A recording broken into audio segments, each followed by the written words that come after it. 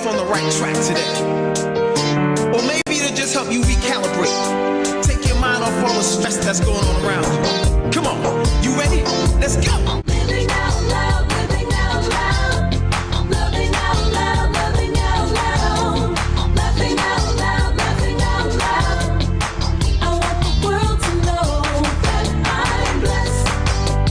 Hey, oh, hey, yeah, hey, oh, hey. What's going on, everybody? How is everyone doing today? Thank you guys for joining us again for another episode of Brothers Like Us here on Living Out Loud Radio TV. We're excited to be with you once again. Glad we were able to make it again today. It was a busy day today.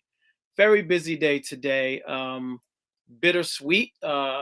Me and the girls went out to the Hills East playoff game. They were playing Bellport. Actually, a game originally started yesterday, Saturday. And because of the tornado, we were up 28-26, playing a great game. The guys played a great game. The coaches coached an incredible game. We were up, we were winning, had momentum. We had 4 minutes, 55 seconds left on the clock. And they called the game because of the tornado, said we had to finish today. The home school gets to choose what time. They chose 10 o'clock in the morning, so we had to get up, go out there, and eventually we lost the game. And, you know, there was a lot that went into why we lost. But I will tell you, we definitely got some really bad calls, and it seems to be something that has been happening over several weeks for us, but we have always overcome. Great team, incredible talent, great coaching, so young men, really stand-up young men, great, just a great team. And unfortunately, it ended today. Our playoff push, championship push ended today, but we went out there, we supported them yesterday. We went out there early this morning again to support them, to cheer them on. Stayed around after the game just to tell everybody how much of a great game they had and a great season they had, and looking forward to celebrating them later on. I definitely got to give a shout out to my man.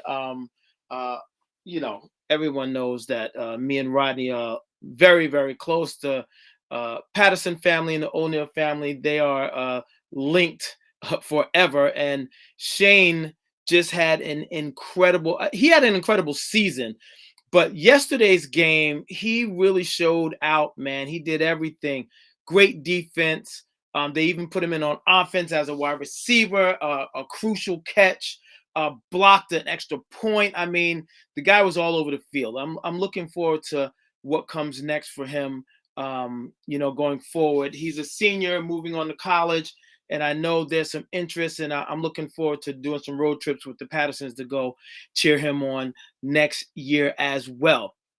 But today's show. So today's show, there's a lot of stuff going on in the news all around us. You see from what I put in the description for today's show, you know, something that they call the red wave. So we just had elections, and a lot of Republicans won. And I wanted to get people's idea about what that means for the Black and brown community. Does it mean anything? Are we still on that whole, if you're Black, you're Democrat type thing? Or are we at a point right now where it doesn't matter who's in office? We're working on things that we believe in, things that we believe is going to benefit our family, our community. Like, are we really still stuck in that I'm Black, so I'm Democrat type mindset? I'm very interested to hear what you guys say. And are we also stuck in the, because I'm a Christian, I'm a Republican mindset? I mean, it doesn't just go one way, it goes both ways. So I'm interested to see what you guys think. And so that's one of the issues. Of course, the U.S. economy. We want to talk about the economy and It's something that one of the guys sent, the term that really stood out to me, the Great Resignation Era. Are we in the Great Resignation Era? And if we are, what has brought it on? What do we think has brought that on?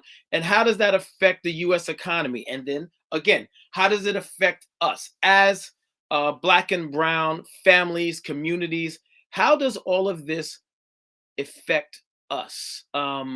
We had a very in-depth conversation about vaccines and mandates last week, and I actually think if people went back and listened to the conversation, they'd probably be surprised at the different views that were shared on a platform with Black and brown men giving their opinions on all of this. I think people would be rather surprised at the type of responses that we received on that whole vaccine and mandate conversation. And then I'm hoping that we get to this. And listen, if you watch the show for any amount of time, you know that our conversations can go just about anywhere, but we're always going to have a good time. We're always going to learn something. Randy, what's up, man? How you doing, bro? I'm doing good, man. How you doing? I'm doing wonderful, man. Doing wonderful. You sound great, man. Retirement is feeling good to you, huh? Well, yeah, it's like right now I'm on vacation, Okay. So it hasn't really hit me yet. Nice. Tomorrow, I don't have to get up like the rest of the people do. So yeah, dude. That gotta be a good feeling, bro. At least when it first happens, it has to be a good feeling. So I like to see how you feel a month or 2 months into it and see, is it driving you crazy? Because listen, you've been doing this. How many years you gave to the job, man? About 33 and a half. So you've been doing this for a long time. Yeah. I'm interested to see how you feel 2 months in. And do you still wake up as early as you usually did? It depends. It depends, the time I go to bed and stuff like that. Rachel usually let me know that she's leaving. Okay. About 6. So yeah, I mean, the key to it is, man, is staying busy. That's what everybody say. You gotta stay busy. You gotta continue to do things and stuff like that. Right. So I'm trying to get this routine where I go walking every day. Oh, nice. So that's good, bro. Get up and try to go walking every day in the morning, and stuff like that, and then doing yard work. Like this morning, I had to get out there, man, because that little hurricane that we had yesterday. Uh-huh. Man, that thing tore up everything around here, man. Oh, really? Yeah, I didn't know y'all got hit that hard, man. Wow. Yeah, man. It just dropped. They said it's like where we was at, it hit really hard. It was like a tornado. A tornado, right? Exactly. Yeah. So did it pull up stuff in your yard? Well, it just blew everything. Okay. It just threw leaves everywhere. It knocked down a tree around the corner from me. Okay. It tore somebody awning up. They had an awning like a carport. Ripped it up and sent that flying. Man. So I had to get up there this morning, and lucky I don't have grass. I just got out there with my leaf blower. Okay. And blew the leaves up and kind of clean up and straighten up. So I got to do the backyard tomorrow. So okay, that's what's up, man. That's good. Have you and Michelle ever had a dog? Well, yeah, we did one time. Okay. We had a little dog, Total. Okay. Like when the kids were small, but I never wanted a dog. Rachel grew up with a dog. Okay. So they've been bugging me about a dog, and one day I came home from church and the dog was there. Wow. Her and Rachel and somebody went out and they seen the dog and brought him home, and so it was funny because I didn't want no dog. I come in the kitchen, the dog peed on the kitchen floor, and they jumped down right away and they wiped it up, But it's like kids, they knew it's new. It's like they right. But then after a while, it wears off. Right. You know, nobody wants to walk it. Nobody wants to take it out. So you just send it out in the backyard, and then it starts messing all over your backyard, man. So I'm like, man, forget that, man. So we gave it to my sister-in-law. Okay. Okay. Kids didn't want it. I was going to ask how did that end? Because listen, those dogs just become part of the family, man. I mean, you know, we have Dexter. So we got Dexter because my oldest daughter had this fear of dogs, right? Like a serious fear of dogs. But her way of getting over it was she gifted the family a dog, right? Dexter, we've had Dexter, I guess, 8 years now, 8 or 9 years. Yeah. And it definitely helped her get over her fear of dogs.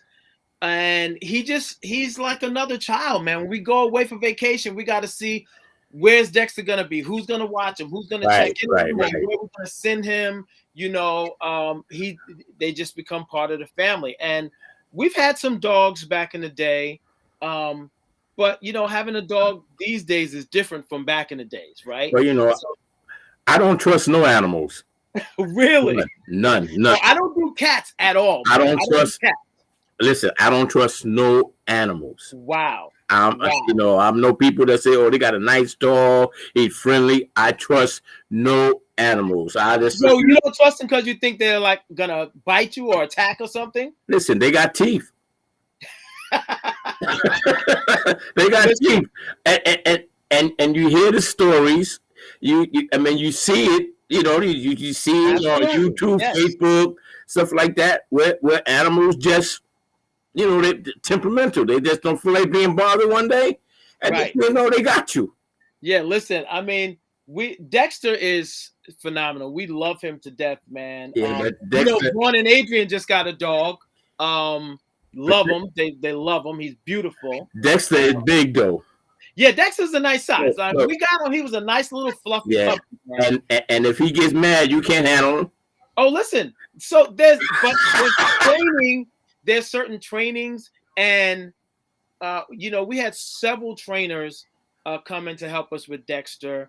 Dexter is brilliant. He's a border collie shepherd mix, one of the smartest dogs, right?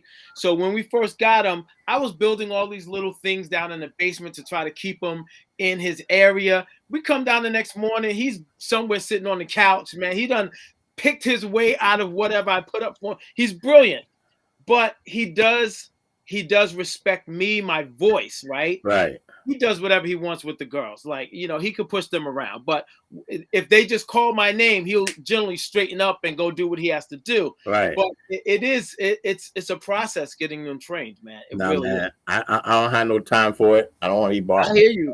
But so what I was saying is, I mean, you're retired now. Maybe you need a friend, man. Get you a dog to be your buddy. Man. Nah, man, I'm good.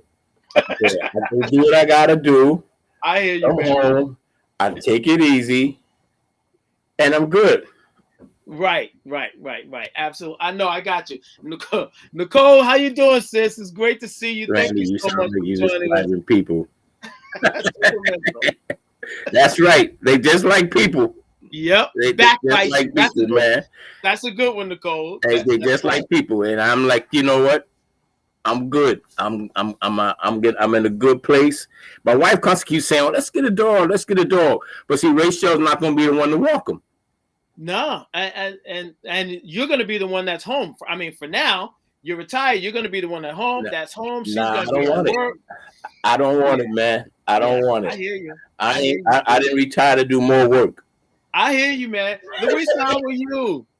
Good to see you. Good. Yes, that's right. 2 weeks in a row. You can't talk about me. You can't talk about me today. You can't say I took 6 weeks off. We are back again. So hold on. Let me do this. For everyone that may be watching or that comes on, please, in order for us to see your comments and share your comments and respond right away, follow us on the LOL Radio TV Facebook page, or follow us on our YouTube page, Living Out Loud Radio. I'm also going to be watching my regular Facebook page, just in case you guys leave comments there. We can respond. We want to have all of you guys take part in our conversation. And so I don't know, Randy, if you read sort of what I put in the chat. And this is I did. Uh-huh. I want to ask you this question. Yes, go ahead. I'm steaming. Uh-huh. I can't get this off my mind. Okay, go ahead. Scottie Pippen. Dude, Oh my God. is he driving you crazy? Now, I know you're a Jordan fan, bro. I know you love Jordan. Is Pippen driving you crazy right now, bro? It's ridiculous, man. Unbelievable. I would not allow this guy back in Chicago. So, but I know it's just to sell his book, man, but I think he's overdoing it. Yeah, man. I mean, like,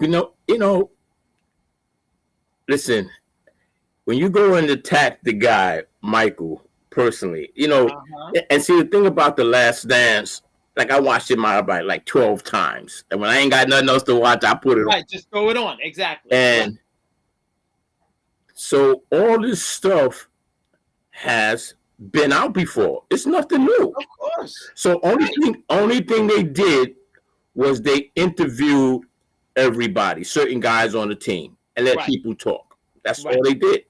And except for Luke Longley, but they put out a special for Luke Longley on. Oh, did? Yeah. So why wasn't he in the original one? They just didn't go to Australia or wherever he was from to talk to him, and so Michael Jordan did do a whole thing on Luke Longley. Okay.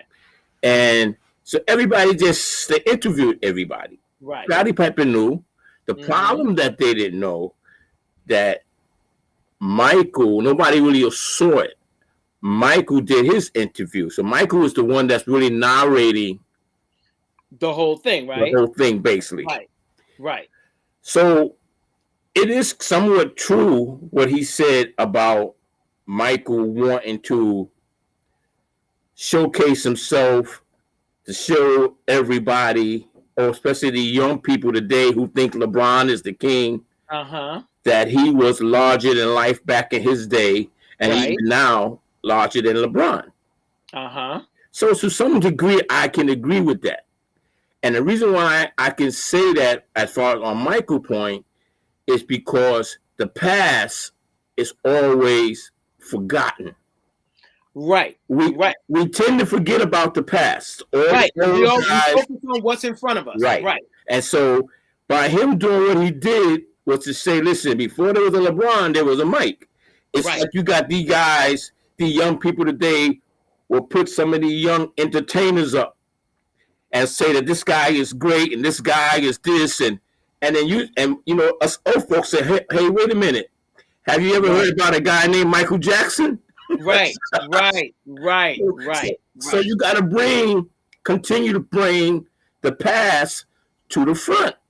Right. And that's basically what he did. I can kind of agree with it. And so this is my question then. Do you blame Michael for that? Is that a bad thing? No.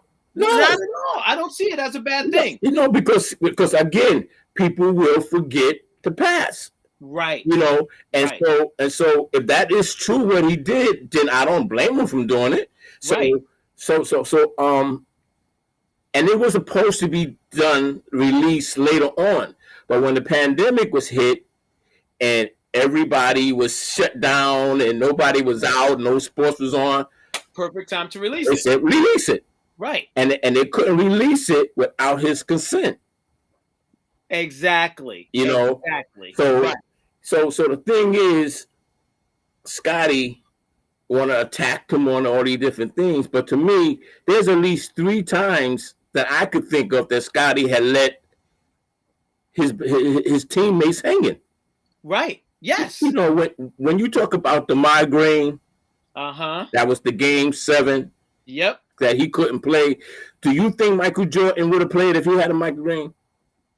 He definitely would have played. He would have played. And Absolutely. now you want to talk about the back or against the flu, or the back is much more worse than the flu, which is mad true. petty, yo. Mad petty. Which is true. So now, if the back is so much worse, then why didn't you play with the migraine? Right. Exactly. Why you didn't play with the migraine? Yeah, in the foot surgery, he waited to get that done. And then not going into the game. That was horrible. You know what I'm saying? So the whole thing, it was probably embarrassing for him, but it was already out there. It was nothing new. Right. So, but he's trying to say that he was underrated. Nobody underrated him. No. You know, you the Everybody always say he's one of the Come on, best, man. man. I'm like, Even Michael said he's the best teammate he's ever had. he asked Michael Jordan to introduce him into the Hall of Fame. You Wow. tell him that he's the greatest teammate, all this kind of stuff, and all the stuff that he taught him. Now you're gonna try to. Man, I'm like so steaming, man, at this guy. It's all about selling a book, bro. It's all about selling a book. Yeah. He's on every It's making television it's show. making him look every really radio bad in front of show. people. What you saying? It's making him look really bad in front of people, He man. looks horrible. He looks horrible, bro. He Yeah, really yeah, does. Yeah, And yeah. so we're talking about the game that he set out. Can you imagine if Homeboy had not hit that winning shot, bro? Yo, he would have been lambasted. He would have been run out of Chicago. He is lucky that what's his name? Kukoc. He's lucky that Kukoc hit that shot. But you see, you got to understand something. Tony Kukoc had hit a lot of last second shots. He was the Michael Jordan of his country. But Scottie Pippen never had a last second shot. Right. But he felt, I'm supposed to be the man. I'm the new Michael Jordan. Why wouldn't you call a play for me? Because the truth is, Phil Jackson would have never done that to Michael Jordan. No, absolutely not. But everybody would have felt that Scottie Pippen was going to be the guy. Right. Take out. So now they would have trapped him. He wouldn't have hit that shot. I doubt it, bro. I doubt if he would have hit it. Yeah. So that's the whole thing. But anyway, what you was getting back to about Yeah, so I mean it's a lot of stuff, and this is a very interesting conversation. You know, for anyone that's into sports. Vaughn, what's going on, baby? It's good to see you, man. Glad you're here.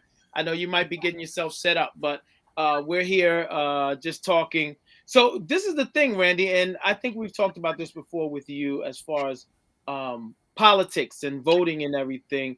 You know, we just had elections happen. A lot of Republicans won. They call it the red wave, right? And these sort of things happen, especially with the midterm elections. The whoever wins the presidencies, it tends to the other side will win these midterm elections and so forth. It seems to be sort of like just in a cycle, right? That's great. But questions about how this affects us, like, does the fact that Republicans won a lot of seats, does that concern you in any way, Randy?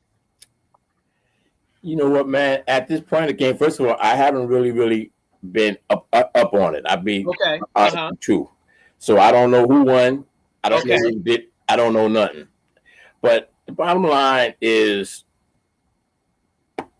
when you look at the state that where we are now, and you look at people not working, people quitting, people don't want to work, people doing this because the government is constantly keep throwing out all this money. Listen, I'm just a loss for words. I really don't know. I really don't know whether it's going to win, who's going to do this. Like you said, it's like a cycle that's constantly keep going around. Absolutely. You know, people get tired because it seems like they judge everything by the president who's in office. Yes. And because now you have a Democratic president, from what I did see and hear, that he has like the lowest of lows as far as approval rating and everything. Yeah, his ratings and stuff like that. So people are like saying, well, you know what? Because of Biden, this is what's going on, this and that. So now we need to get the Republicans in because this is what the Republicans stand for. Right. So, listen, I don't know, exactly where we headed. I don't. Right. And so the thing for me is, are people really sitting back and being overly concerned with who has been or who is being elected? Vaughn, does the fact that a lot of Republicans were elected, does that affect you? Does that give you pause? See, my problem is not that. Can you hear me? Yep. Hear you good. Yeah. My problem is not that Republicans got elected. My problem is which Republicans got elected. Okay. That's Okay. always my issue, because I'm always someone who believes in a strong two-party system. I love Uh-huh. I love it when there's strong Republicans standing on whatever their fiscal conservative values and and issues, and then there's Democrats who are moderate to a little bit left Right. leaning moderate, who are pushing against some things that have just been the standard the way it is. So that's Right. what makes a good political system, when you got two people and they balance each other. Right. Now, but Right. when you have Republicans who are standing on the retarded agenda, I'm sorry, that's not politically correct. Sorry. but but when you got them standing on this outrageous things that our former our most recent president is pushing, and they're not even standing on any particular values other than what he says, and let's push against Right. all Right. common Right. sense and everything else just to win everything is then there's nothing that's going to be done. And then on the other hand, you got Democrats who are going for the most extreme liberal Right. Yes. so Yes. right now, so it leaves us with a stalemate. Nothing gets done. Right. And Because you have, and so this is what I think is important. So when you think, if you have Trump as the president, and you think of if you think of all Republicans as a Trump, that's a problem, right? which they're not. And And then I'm going to be exactly, honest. He does not really represent what most Republicans. He not at doesn't. all. But He does not. but they are the loudest bullhorn right now, and most of all the Congress and Senate, they're scared of him, so they got to go along with Yep. with the Trump status quo, Right. and most of them, just the majority of them, don't have enough backbone to stand up and say this is wrong. Right. We're Exactly. They won't come conservative. out We publicly. believe we have our conservative values, whether it's Right. socially and everything else, and we're not going to agree with everything the Democrats say. But what this man is doing is wrong. Right. Right. Exactly. But however, they've made some inroads, because the governor of Virginia sort of kept, and the governor, the guy who almost won in Jersey, both trying to keep Trump at a little bit of hands. Like, yeah, that's all right. You don't have to come. Yeah, that's nice, but you ain't got to Right. come. Stay over there. Right. We don't need you here. Exactly. Because So he does elicit these strong feelings. And the same on the other side. Like, all Democrats don't think like Biden, and all Democrats are not extreme liberals. all Democrats don't think like Bernie and AOC. Right.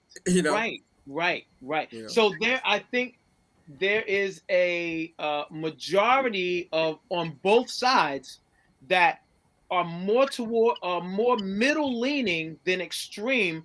But the narrative that is given to the public, I believe, is if you're Republican, you're like Trump. If you're Democrat, you're like Biden. And those in the middle don't have. There's no one really speaking out for them. They don't have. Nobody has the bullhorn for middle America. Right. And what happens is, the party will go with whoever's loudest and everything else. And so you got all these moderate Republicans who can't stand the day that Trump was born. Right. Right. But they're gonna, when it comes down to it, they're left with the choice of either voting for him or voting for an extreme liberal. And Right. they're gonna go with it. Right. And even when it comes to speaking out, like, they can't speak out because they need the money from that side. From they the need Republican the support. Party. They need the money. They need the backing of the Republican Party, just like the Democrats need the backing of the Democratic Party. I think we're starting to see some changes. You start to see it in little elections here and there, where even some Democrats are like, listen, I'm not towing the party line. I'm going to stand on my own. And they could win the election. And even if they don't get the backing of the party, they still get enough votes in their particular region to win. But can that happen on a large scale? I don't know. But you see, one of the things that gets me about it, how I look at it, All right, you had Trump for 4 years, Mm-hmm. right? So now you just got Biden in there. Right. And so it takes time. People want a quick fix. Right. And it takes time to let people, to try to undo some of the damages that this guy have done. Right. So now, I mean, and that goes with the Democratic Party. It's like, this is what I see I want to do for America, for the people. I want to get the money back into the people's hands. I want to get people back working. I want to do this. And then not only on top of that, you was dealing with this pandemic, Mm-hmm. And where basically the country was shut down.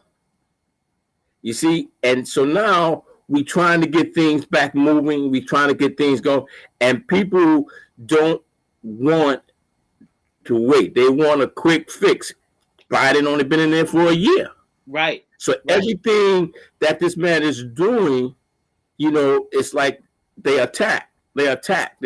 He's this, he's that. But you're not giving the man any type of chance. He only been in there a year trying to undo a lot of stuff that Trump did. Now, I hear you say that that people that Republicans are scared of Trump. And I'm like, this guy was a nobody that jumped on stage and started talking and rambling and saying a lot of stuff. So he revealed the heart of a lot of people that spoke and think like he did. Right. That's why so many people jumped on board with him. But to the point where a lot of people wanted him out. And so they would really, I don't care if Mary Poppins would have ran for president, we was going to get Trump out of that office. That's the bottom line. We wanted him out. So Biden was the next best choice that won. We went with him. And so now the thing is, he's trying his best to jumpstart and get America back working again, all this kind of stuff. And you got people, hey, I don't want to work. Because the thing is, the government is constantly just giving them money, giving free money and printing more money and printing more money. So now you got people like, I ain't working. I quit my job. I stay home. I'll go on employment. I'll do this. I'll do that. I'm not working because you're getting ready to give every parent, the parent that got children up to a certain age, this tax credit. Tax credit, yep. So then now that's free money. If you got 2 kids, 3 kids of age, that's like over $3,000 or something like that. You get, I need to work. That money goes quick. It does go quick. It does go quick, but people don't think like that. See, we don't look at it as looking at, look, this is what we need to do. We're going to put this money away. We're going to save. We're going to do this. People are just living for the day. How they say, living for the weekend, living for the day. This is what it is. We ain't worried about none of that type of stuff. Right. So sorry, if you guys see me smiling, it's because, I'm starving because we've been out all day and haven't eaten. So I got a little sandwich here, and Snickers keeps trying to catch me slipping. So he keeps sneaking over here and trying to get up close so he can make a move when I'm not looking. Well, listen, at least he's trying to sneak. Dexter will just bogart. Dexter will just bogart his way into the room and snatch whatever he wants, man. He's disrespectful. That's what we call him, Dexter the disrespectful dog, man. So please don't mind me if you see me eating because I'm starving. No, it's all good. It's all good. So you see the thing that's going on, and you just see all this stuff, and everybody, like I said, the guy just been in there. Has it been a year yet? For Biden? Just about a year, right? When he was elected in November, but he didn't take office until like January. Right. So he hasn't even been a year yet, and everybody's like attacking, doing this, and here he is trying to put out all the different fires, right? And brush fires and this fire, and you haven't given the guy a chance yet, So, and I like I said, it's like looking and trying to get America back on his feet, Right. And so here we are. Okay, we already planning his demise and take him out, and so that's where I'm at. I'm like I said, I listen to people. I talk to other employers, and they say, I can't get people to work. I Oh can't man, get people to do this. I can't people to do it. Nobody wants to work. Apparently, there's so many organizations with open positions that they can't seem to fill. That's a major issue. But I wanted to go back to something, because and I know you didn't mean it this way, but like you said, our next best choice was Biden. It was our next best choice because that's who they elected during the primaries to represent us. Right. But I think there were much better candidates than Biden. And listen, I'm not a political mastermind wizard, right? But I just look at what was going on. I think people are so used to just choosing who they think can beat the next person, not necessarily who has the best policies, who has the best plan, but who do we think can beat the person that's in office? So right. I think we wound up with Biden, right? Even though, I mean, we see him. Biden's old. I must say he's actually held up better than I thought he would when he was first elected. But we have a lot of people with great ideas, but getting the Democratic Party to back them and put them up as a candidate for president has been an issue. So we tend to wind up choosing someone lesser qualified, but better equipped to win because of notoriety or whatever it is. And going back to about working and the jobs, like you see, Louisa said, now they can use the mandate as an excuse not to work. And we had this whole conversation last week about people being mandated to work and what should happen, and getting us up to, what did Brian call it, up to 80%. I forget the terminology that he used, but we need to get to 80% vaccinated so that we can be safe or safer. And then John Lewis shares silence counts as complicity, compliance, or yeah. I think he meant Complacency, complicity. maybe. Yeah. And most people don't think long term. You're absolutely right. People are thinking for the moment, John. They're thinking for the moment, and it's like, what's best for my family? What's best for us right now? Not long term thinking. Not thinking generationally. I mean, it can be. It's troubling. It's very troubling. So, and then one of my questions in the thing was, are we still at a point where if you're black, that means you got to be Democrat? And are we at a point where if you're a Christian, you have to be Republican? Like, I think that we have sort of like broken that myth of, okay, I'm a Christian, I'm a black man. I know that the Republican parties, they have stances that sort of align with biblical worldview, but also they have some stances that are directly opposed to the betterment of the black and brown communities.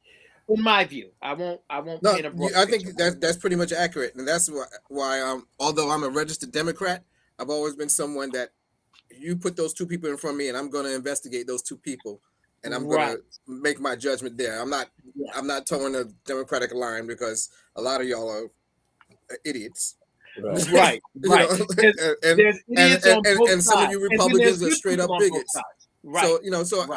So that's never been, even though I've always been a registered Democrat, I've never been one to vote along party lines. I'm always going back and forth, depending on who's.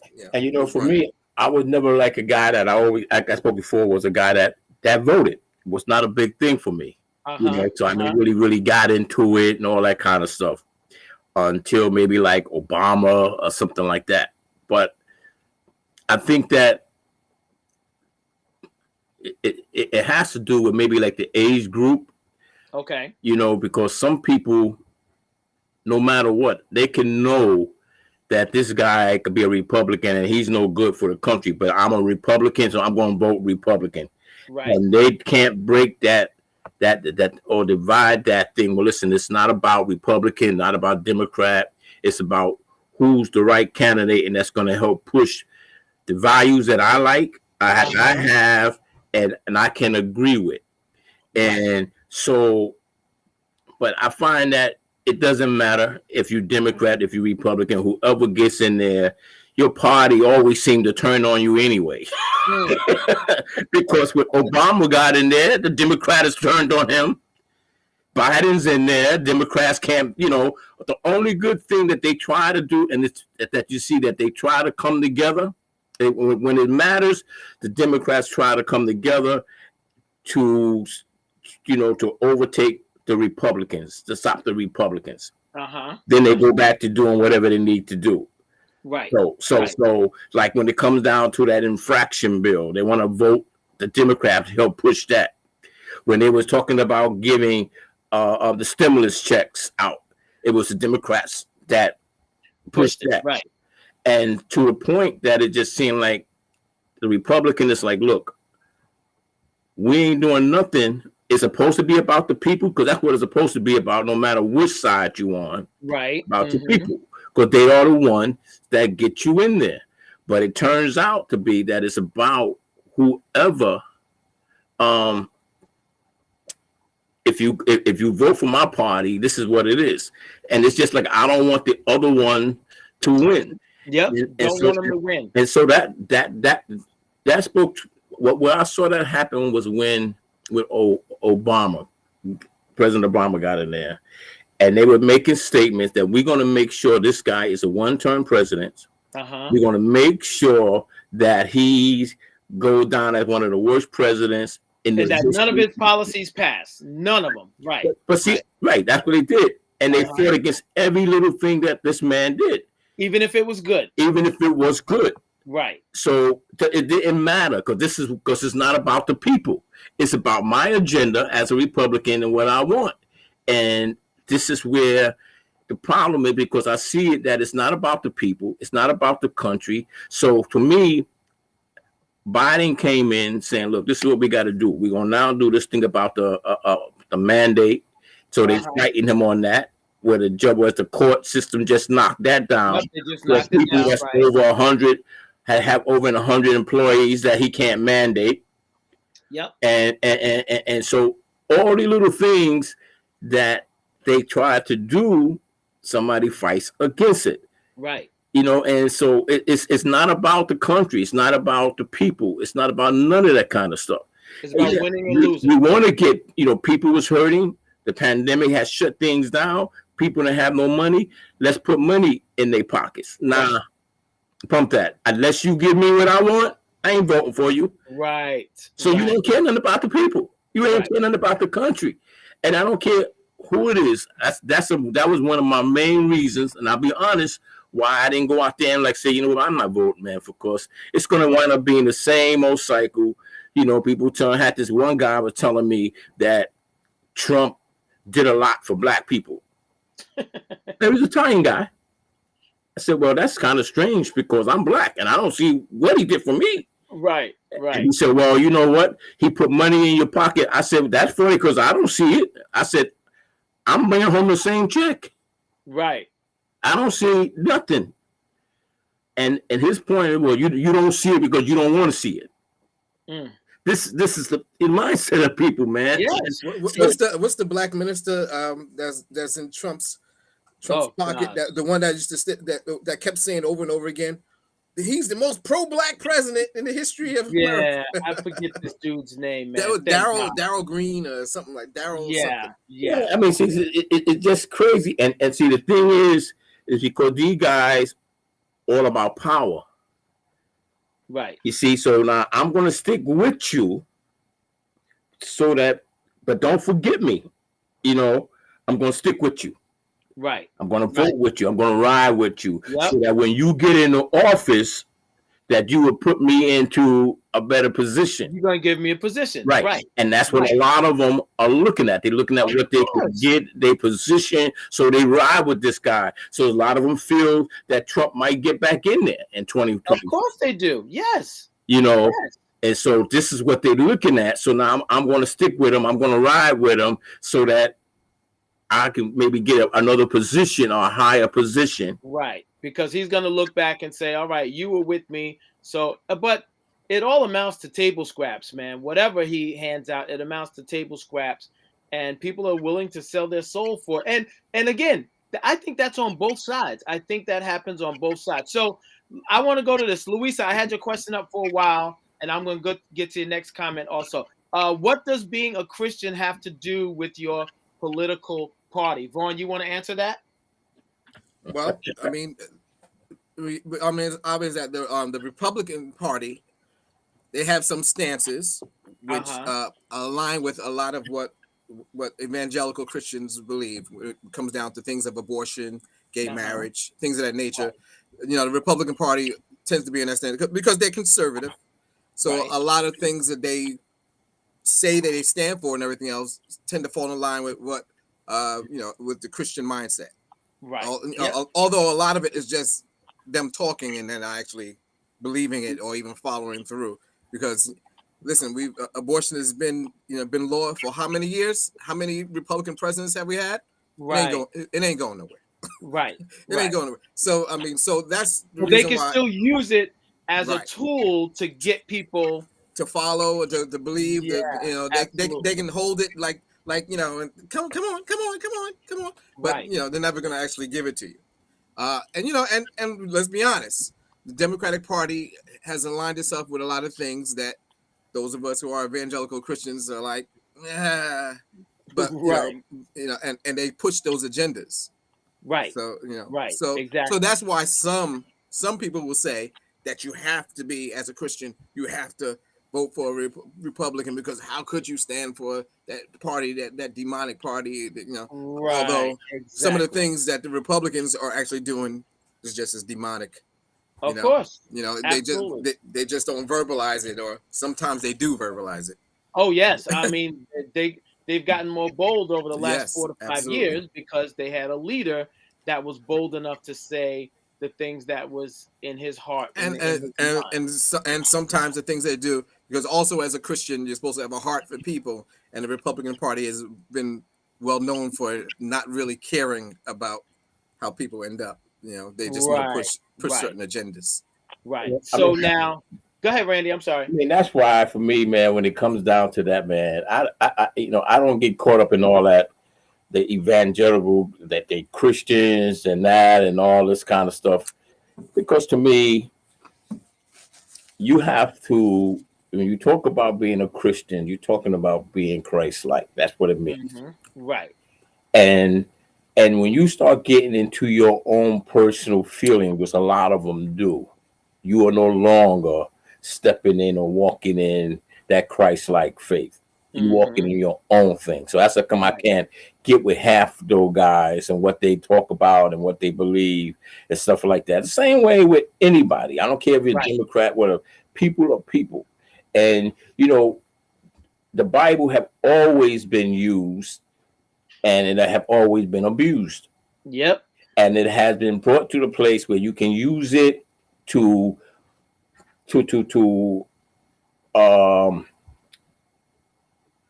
and it has always been taken out of context. Let's put it that way. Right. To further your agenda. Right. But it has nothing to do with what Christ is and who Christ is and what he thinks and what he believes. So it's got nothing to do with that. So, when it comes to all these people, that's why you can get up there and they can say all the things that they say, and they can go through all of that, what they do and stuff like that. But they turned out to be some of the biggest hypocrites. Some of the biggest hypocrites. Absolutely, Randy. And so, it is. So, I just don't get caught up in that whole Christian, evangelical Christians, because it doesn't represent. They're not representing, everybody went to church. The whites went to their church, and you had a preacher up there, and he's talking and stuff like that. And then they go right out there, and then they ready to go beat up on the slaves. You know what I'm saying? Right. You know what I'm saying? In the name of God. Yep. Quoting the scriptures. Mm-hmm. When it says beat them, they won't die. Take it. And it talks about all that. So that's what they use. So I don't get that evangelical, man. I can't. They just get on my freaking nerves, man. They get on my nerves. All of them. Listen, man, I have my problems, and I don't want to go off, but I'm like, listen, man, when it comes to them, they work my nerves, man. I have always told you, Thurston, the way I have to deal with them, I put them all in the same boat. And so this is exactly what I was about to say, Randy, because I think that's what happens in most instances where I think we have to fight against it, right? Because, man, even though it may seem like few and far between, when we start lumping everybody in the same boat, I think we're making a mistake. But I understand what you're saying. So we're on social media, we see TV stories and all of this stuff, and we see the craziest stories. The craziest stories are the ones that get the most views, the most likes, the most comments, and everything. But then there are some really rational, level-headed evangelical Christians that approach societal issues the right way, but they're not going to be the ones that are highlighted. They're not going to be the ones that get the most views and everything. And that's what causes us to look at them all and say, all of y'all are crazy. Listen, I got to keep one eye open and one eye closed when I deal with them. Even when I sleep. hear you. And I'm sorry I have to say it, but I'm not a person, I just don't trust them.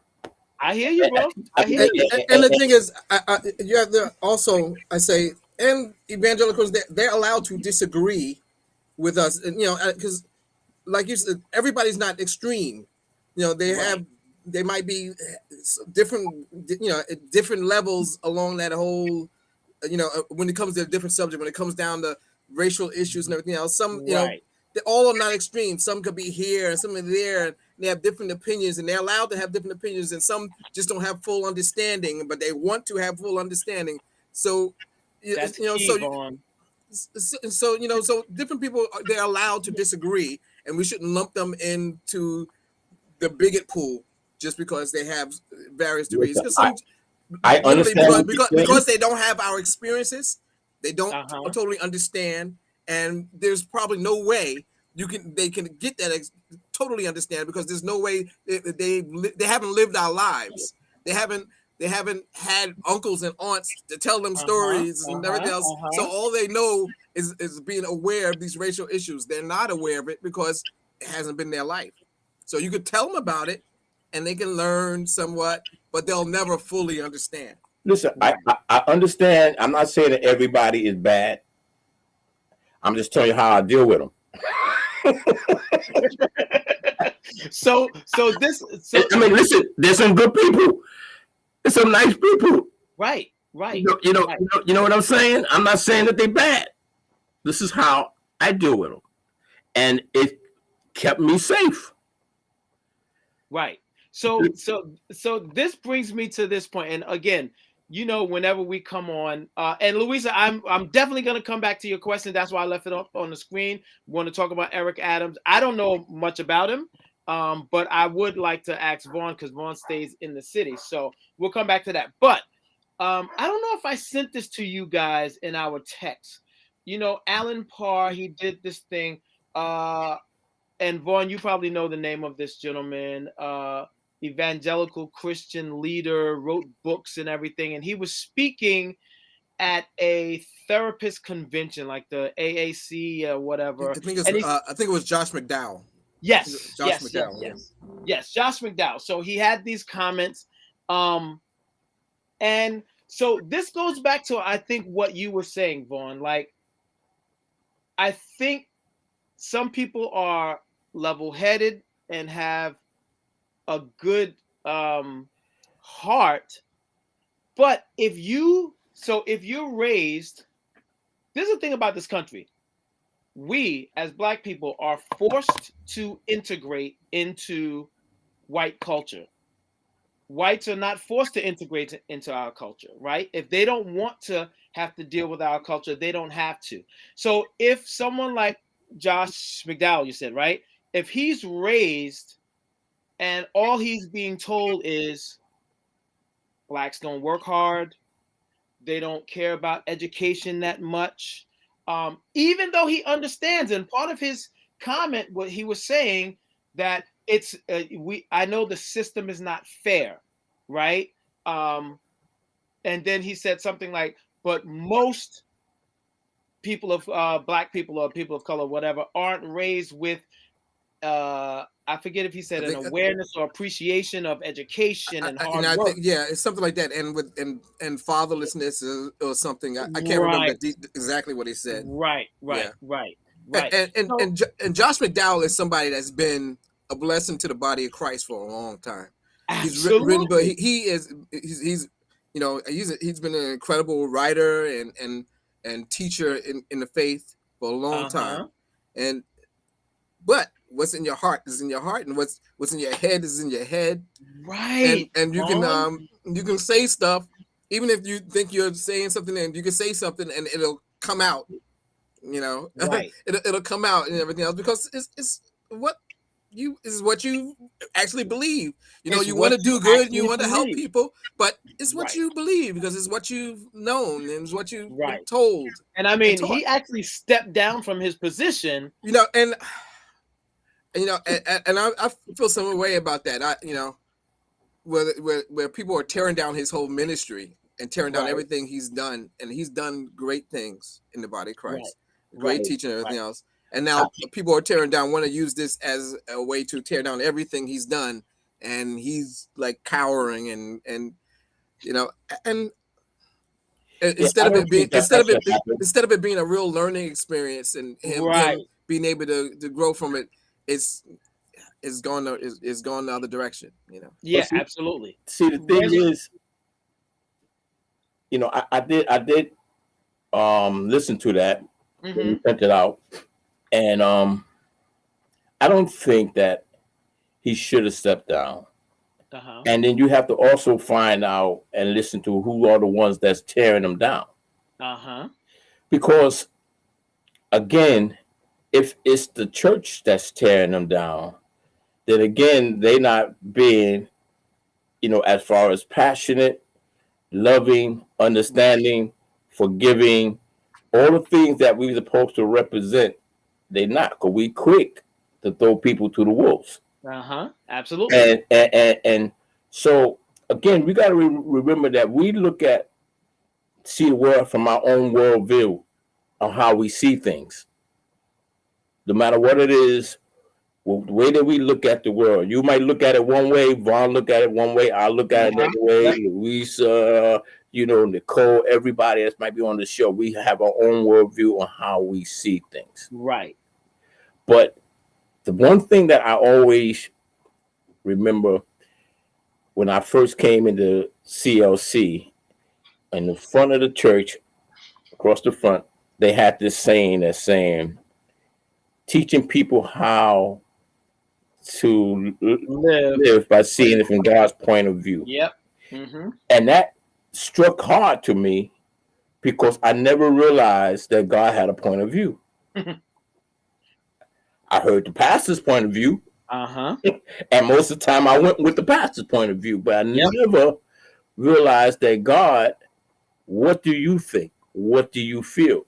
And sometimes you get in the position where God has to purge you by allowing things to come forth, out. Because some things you might not know that's there. Right. And because of, like you said, about the heart, out of the abundance of the heart, the mouth does speak. Right.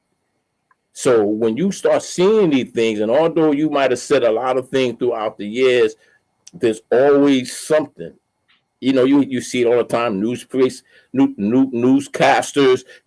You have never seen it more and more happening now, where people are now just saying stuff and it's coming out, and people now getting caught, and a big Right. thing is being brought out of it. Yep.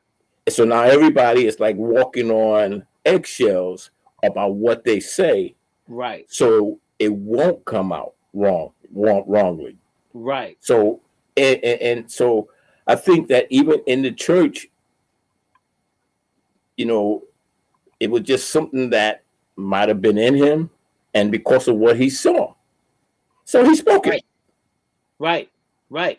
This is what he saw. This is what he's heard. And what he saw, What he and says he is frankly what probably a lot of white America believes. Exactly. It's what It it is. is. Exactly. Just You frankly, know, what they don't say it, and even your good friends who are white American, this is what they believe about most white. Let me tell you, I've heard several times in my life, you're not like the other ones. I've heard Oh that. yeah, I've heard that dude. many times, and they thought they were Absolutely. complimenting me. you know, Right. you know, And it's You not. know? It's not a compliment, and they don't see it that way though. but it's not even white people. It's even us, Right. because you'd be surprised how many Black Americans think that Africa is this poor, ruined country with all these kids and people they living in some kind of hut and all this kind of stuff. When it's one of the most beautiful continents and richest continents there is. Yeah, that's Right. Far Rockaway. You know what I'm saying?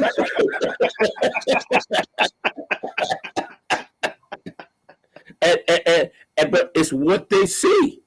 Right. It's what they see. I never forget. We did a Black History play here, and some people you know, homeland came. I forgot where it was at, and they were visiting. So she's sitting there watching. She was a worship leader, and she was sitting there watching this Black history, and she was seeing all the marches, and she was seeing all this kind of stuff, and she was seeing the fire hoses and all that kind of stuff, and the dogs. And she said, "I never knew that y'all was going through that." Hmm. Wow. Now here she from Africa going through the whole apartheid, but over here, she said that I didn't know that y'all was even going through that. Hmm. She just felt that they was just going through it alone Right. because of what they see and what they hear.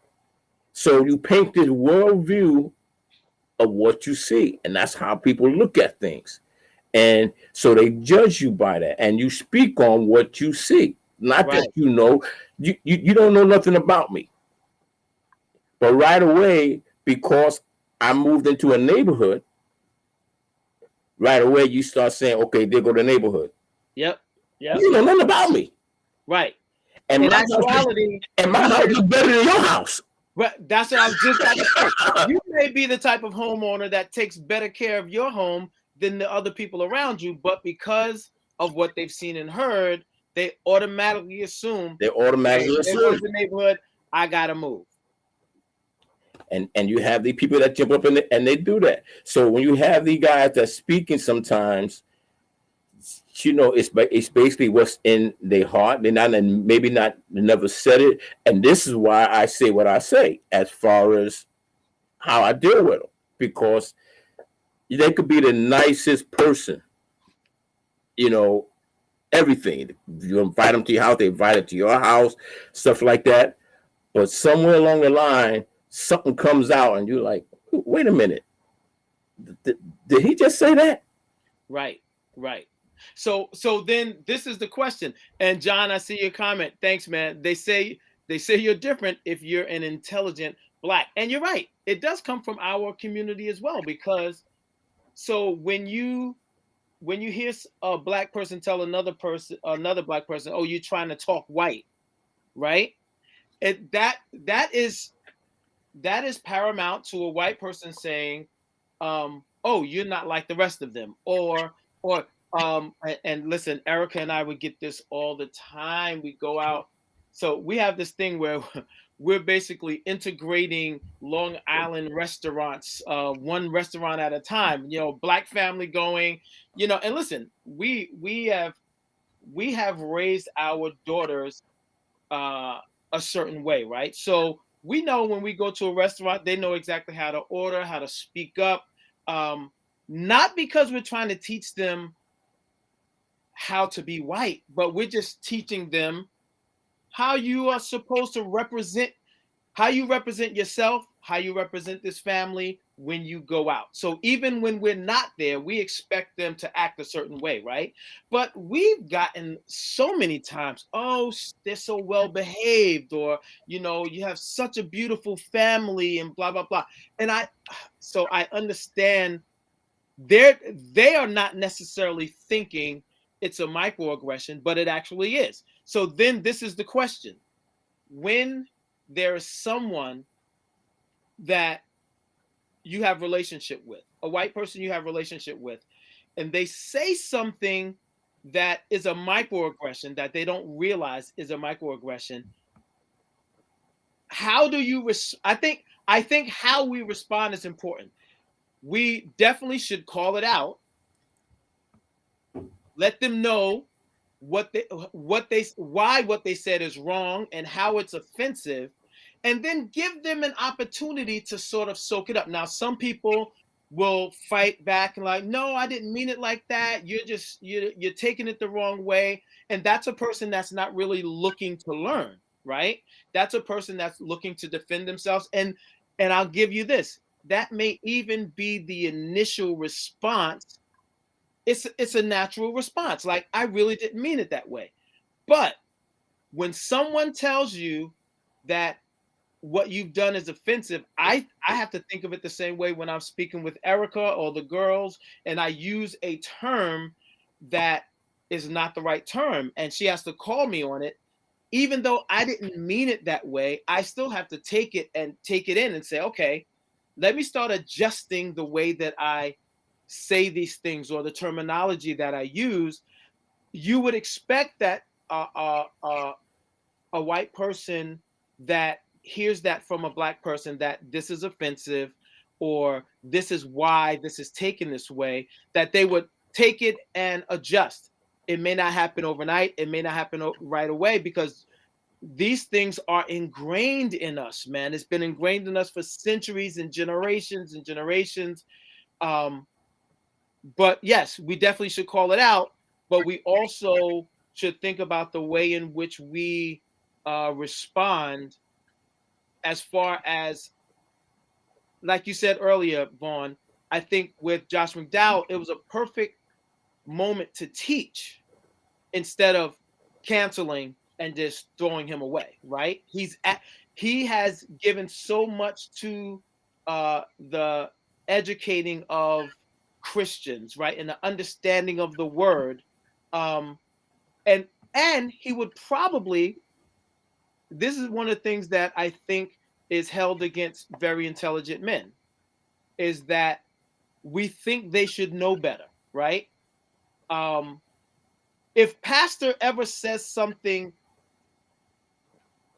that doesn't sit well with me, He because has. he's so intelligent, right? Because he's so intelligent, in my mind, I think he should know better. But the reality is, men are men, right? They're not gods, and they can learn. So, like with Josh McDowell, I believe he's the type of leader that can learn and would take the opportunity to learn and investigate, okay, what did I say? What was wrong about it? And then he could learn it and bring it back to the evangelical community and teach them. He's someone that they already trust, that they already love. He is someone that could really and truly help them understand. But if we cancel them and mute them, how does that help? Well, first, if a person like him, you have to be willing to humble yourself to learn. Absolutely. Right. But if you're a person that's full of pride, and then you don't humble yourself, Mm-hmm. then now you're going to continue to be in error. Right. And so, like I don't know if people have reached out to him or who have reached out to him to, Right. to say anything to him. So I don't know, but I think that the key to learning is humbleness. Mm-hmm. Yep. And You have to be a person that's open to truth and want to accept truth. Right. Everybody don't like truth. Right. You know, people will avoid truth. Right. Well, he's been bashed on both sides, from some blacks in ministry or even blacks not in ministry who just like, here's another one of them sort of thing. And then there's a white evangelical who says, look at him, he bowed down to He's to cowering them. to them. He's he's bowed down. So he's been hit on both sides. So it's just not a lot of common sense, but there's not a lot of common sense going on in the world. So Right. Yeah, Exactly. so- Common sense is I mean, uncommon. this is where we just at as far as, like you said last week, we were just canceling out everybody. If you make one mistake, if you say the wrong thing, and this is where my problem is at, because where is the true Church of Christ that can really step up and say, listen, man, he's a brother, and help restore him in some kind of way. You know, because everybody, nobody's perfect. And so the thing that it bothers me, and like I said, one of the greatest stories in the Bible that I always treasure is when they brought the woman before Jesus and said, we found her in sin. And he said, he without sin cast the first stone. Right. And then he said to her, woman, where's your accusers? She said, I have none, Lord. He says, neither do I accuse you. Go your way and sin no more. And no more. But you don't see that type of expression of love, Right. forgiveness. You know, you make a mistake, You're done. and you done. You sat down. They want to throw you out to the wolves, or let Satan just finish it off. You know, all because there's no restoring. There's no restoring. And the thing is that he just needed. Now, like I said, it's something that might have been in his heart. He didn't know. He spoke out against it, and he said what he said. But where was the restoring that would take place? You know what I'm saying? We too easily quick to throw people away, and that's the thing that constantly bothers me when I hear this type of stuff. I mean, whether Christian or not, you know, there is this thing of like, we're done with you. We're done with you, and that's, like I said, and especially it does bother me more so in the church, because, like I said, I have dealt with people who have made mistakes, and I find myself, I call them just to see how you're doing, pray with them. Right. And I said, listen, I don't want to know your story. I just want you to understand one thing, that God can restore. God can restore you back to where you were. And they confide in me and said, listen, man, I got beat down. Talking about in the church, I got beat down, man. People was ready and people that was close to them said that, man, and they was the one that was worse. Right. They was the one that was worse. And the only thing I can continue to play in my head was what Jesus was saying to that woman and to the people. He without sin. Because you know why? Because I have been there. Right. You know, I have been there. And so my thing is that whether it's a minister, a pastor, or whoever that slips and falls or make a mistake or whatever, to come out and say something, the key thing that you could be restored if you're willing first to humble yourself and allow God to do the work in you, and you open for counseling. Sometimes people ain't, you know, I don't want to hear nothing you got to say. Right. Especially people at that level. Level. And so, and so that's why I'm saying, you know, maybe people just didn't know that, hey, that what I was saying was wrong. So he just needed to be educated. But we And don't maybe he really. said it before and people didn't call him on it because, I mean, how could I say something to this educated man that knows? I mean, I've heard God Listen, speak through this man so many times. How can I correct him on anything? I remember. Not, I'm gonna turn it over to whoever, but I remember Mayor Bloomberg when he was the mayor. He hired this woman to be, and I think Ernesto would know, a woman to be head of the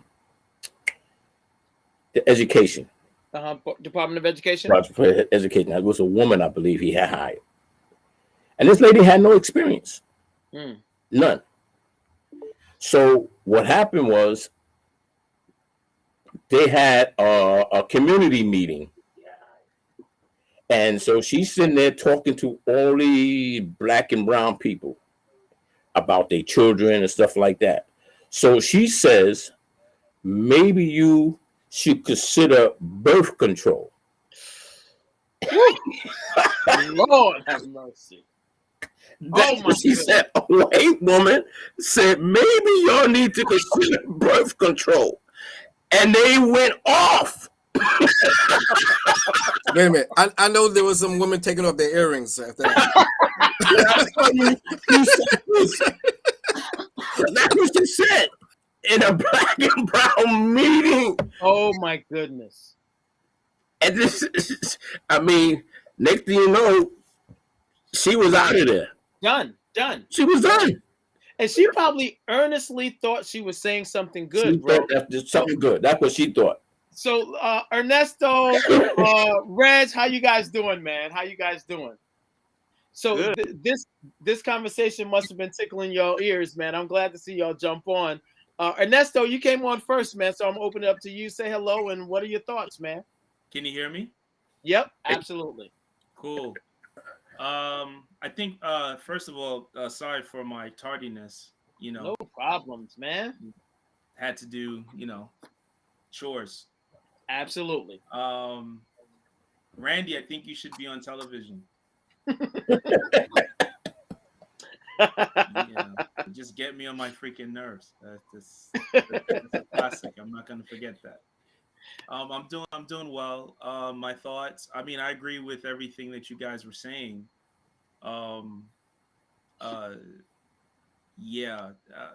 That's all. As a person who's been told that they talk white for all of my life, I totally get it. I totally get it. Yeah. Yeah, it's just a part of sort of like what we deal with on a regular basis. And we talk about, we talked about, and I guess you were on the text also. I think I sent that video about Josh McDowell and what he said at the thing and whatever. And that's how we got on this conversation about the whole cancel culture thing. And he's a brother in Christ. I will say this. I agree with you 100%. I agree with the guy on the video. And I thought it was a very balanced piece. Right. However, I think that the church really started cancel culture, to be honest with you, because we're the Christian army is the only army that buries its wounded. And unfortunately, we don't. I think that we succumb to a lot of pressures, from society, unfortunately. But I agree with you. I think that I felt that Dr. McDowell was truly repentant and really saw the errors of his ways. And I think that once you have that and you're willing to, like you said earlier, counsel, I believe that that's perfect that's perfect to really bring you back in the fold. Right. Right. Because we're gonna really, the enemy's gonna win with this battle if we cancel it brother out. Absolutely. You're absolutely right. Reg, what's your thoughts, man? How you doing, baby? I'm good. I actually don't know what the conversation is about, because I just wrapped up my premarital course. Oh, how did that go, man? It was awesome. So I had a couple of couples come in to share their experiences in being married in 30 years, 25 years. Wow. I had one couple come over here. It was fun. It was really cool. And then Nice. and I said, jump on for, I just jumped on some raw. I don't know what I No. didn't get a chance to check the text either. No, it's all good. It's all good. So we we went through a few things, but when you came in, we were on the subject of Josh McDowell. So that name you probably know Yeah, that it was, name. I know he made a statement a while ago, right? This is like old news. Well, it was, how long ago was it, Vaughn? Do you remember? I can't hear Sorry, you. I think it was just a couple of months ago when Yeah, when Yeah. he it made was a while ago. Yeah, I remember. just a couple Yeah, of so he was speaking with therapists and counselors at an AACA, I believe, conference, and speaking about it. So just like an overview of his sort of statement, the statement that got him in trouble. He started off by saying something like, "Listen, there's unfair treatment in this country, or the opportunities are not equal in this country." But then he said something like, uh, you know, I don't know if he said it verbatim like this, because Black people or people of color were not raised with to Yeah. put value on education and a couple of other things. But he said I think the thing that got him in trouble, he said most of them were not raised with so and so and so and so and so. And that was troubling. And I mean, it sort of escalated quickly, and he actually stepped down. Now, by everyone's accounts, he is one of the foremost leaders, educators in the Christian faith, written books that are widely recognized as some of the best writings of Christian teachers. But he stepped down, and I actually thought he stepped down rather quickly. And like Vaughn was saying, he got bashed from both sides, from the Black community for what he said, from the evangelical community for stepping down, and for me, because I believe he's a highly intelligent individual, I don't think he's gone for good, but I think he is the perfect type of individual that could bring the right messaging back to the evangelical community. And that's sort of what we were talking about, cancel culture, and why people are viewed that way, and what happens with individuals like this, and how do we restore them? How do we take advantage of these opportunities to teach them? And again, when someone's at that level, who feels qualified to teach them? And will they submit themselves to someone that they may not say it in their innermost being, they feel like this person is beneath me, or like how does someone at that level submit themselves to someone to be taught, to learn truth? Like, how do you go about doing that? I don't know, but even though he is someone on a high level, in Christendom, and in other areas concerning the gospel, he would have to recognize that in this area, he's not so well versed on. So he doesn't have to take lessons from someone who's some great evangelical leader. He just needs to Right. he needs to listen to people who can just school him in this area. Something that he's not aware of, something that he doesn't have a lot of experience in, to get an understanding, and that's what he basically has to do.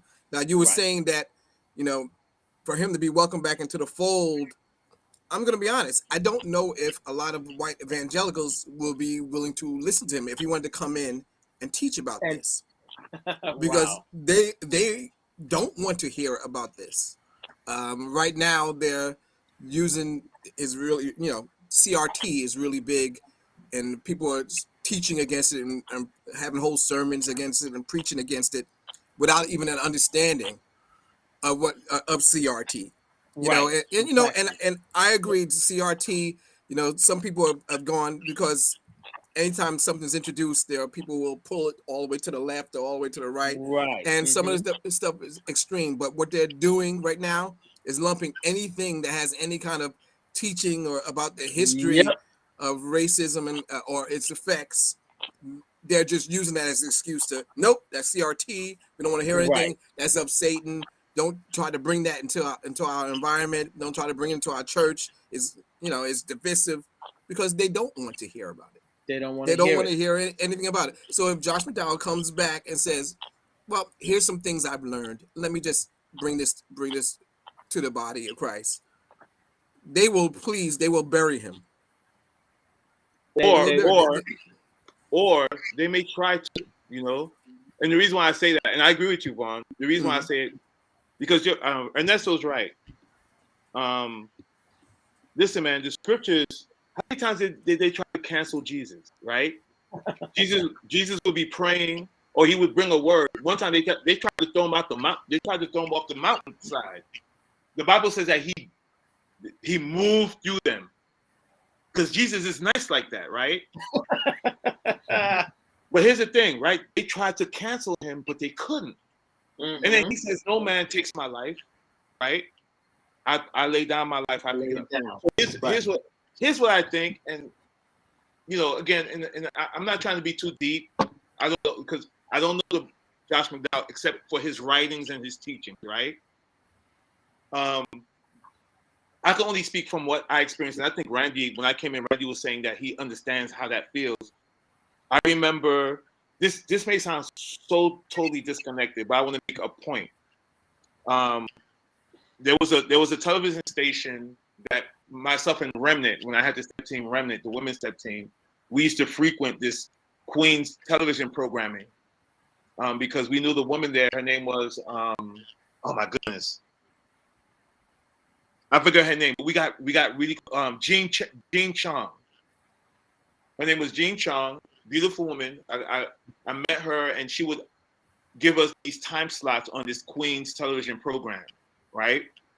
I remember the first time when we were invited, she was saying to me, when we were getting ready to record our piece, and ICB, I don't know if Ernesto, we were there. Ernesto, you should know her too, because ICB recorded at that same program. And she has said to me, "Reggie, when you record, the music is going to be really low so that we don't get feedback, but just keep stepping with power and we'll fix the audio after." But when we started recording, the music was actually really low where we couldn't hear it, and so we couldn't sync with the music because we couldn't hear it. And so the presentation wasn't looking good. So at one point I got angry and I said, the music needs to be higher. I called it attitude when I said it, because the presentation wasn't good. The minute I caught the attitude, I felt God tell me, "Sit out." Ooh. I was leading the presentation. God told me, I felt it in my spirit, "Sit out." That's what he said to me. So I walked up to another young lady, Trish. I said, "Trish, I'm not going to do the presentation. I need you to take the lead and share the word," because there was a word that I was supposed to bring forth. So everybody was looking at me like confused, like, "What's going on? Reggie, you okay? Are you sick?" But the Lord sat me down. So the reason why I bring that up is because, Thurston, you said Josh McDowell kind of sat himself out quickly. Maybe God spoke to him in that same manner. Right. Absolutely. When you have a real deep, intimate relationship with God, and God rebukes you and corrects you, you can't play around with that. Some people do. I think there's some people that God probably told to sit down, and they let their pride get in the way, and they try to do the ministry anyway, and they suffer even worse. So I can again, I don't know, but I know from my own experience that when you have a relationship, white or black, okay, I'm not into, if you have a relationship with God and God is correcting you. Now, can he learn from this? Is like he's taking all these different, from what I'm hearing, right? I think definitely if his heart is into wanting to know what I said this, that means I was off. I didn't understand like I thought I did. I want to learn. I want to grow. And guess what? If when I think about the word cancel, there's two things. I know we live in this cancel culture, right?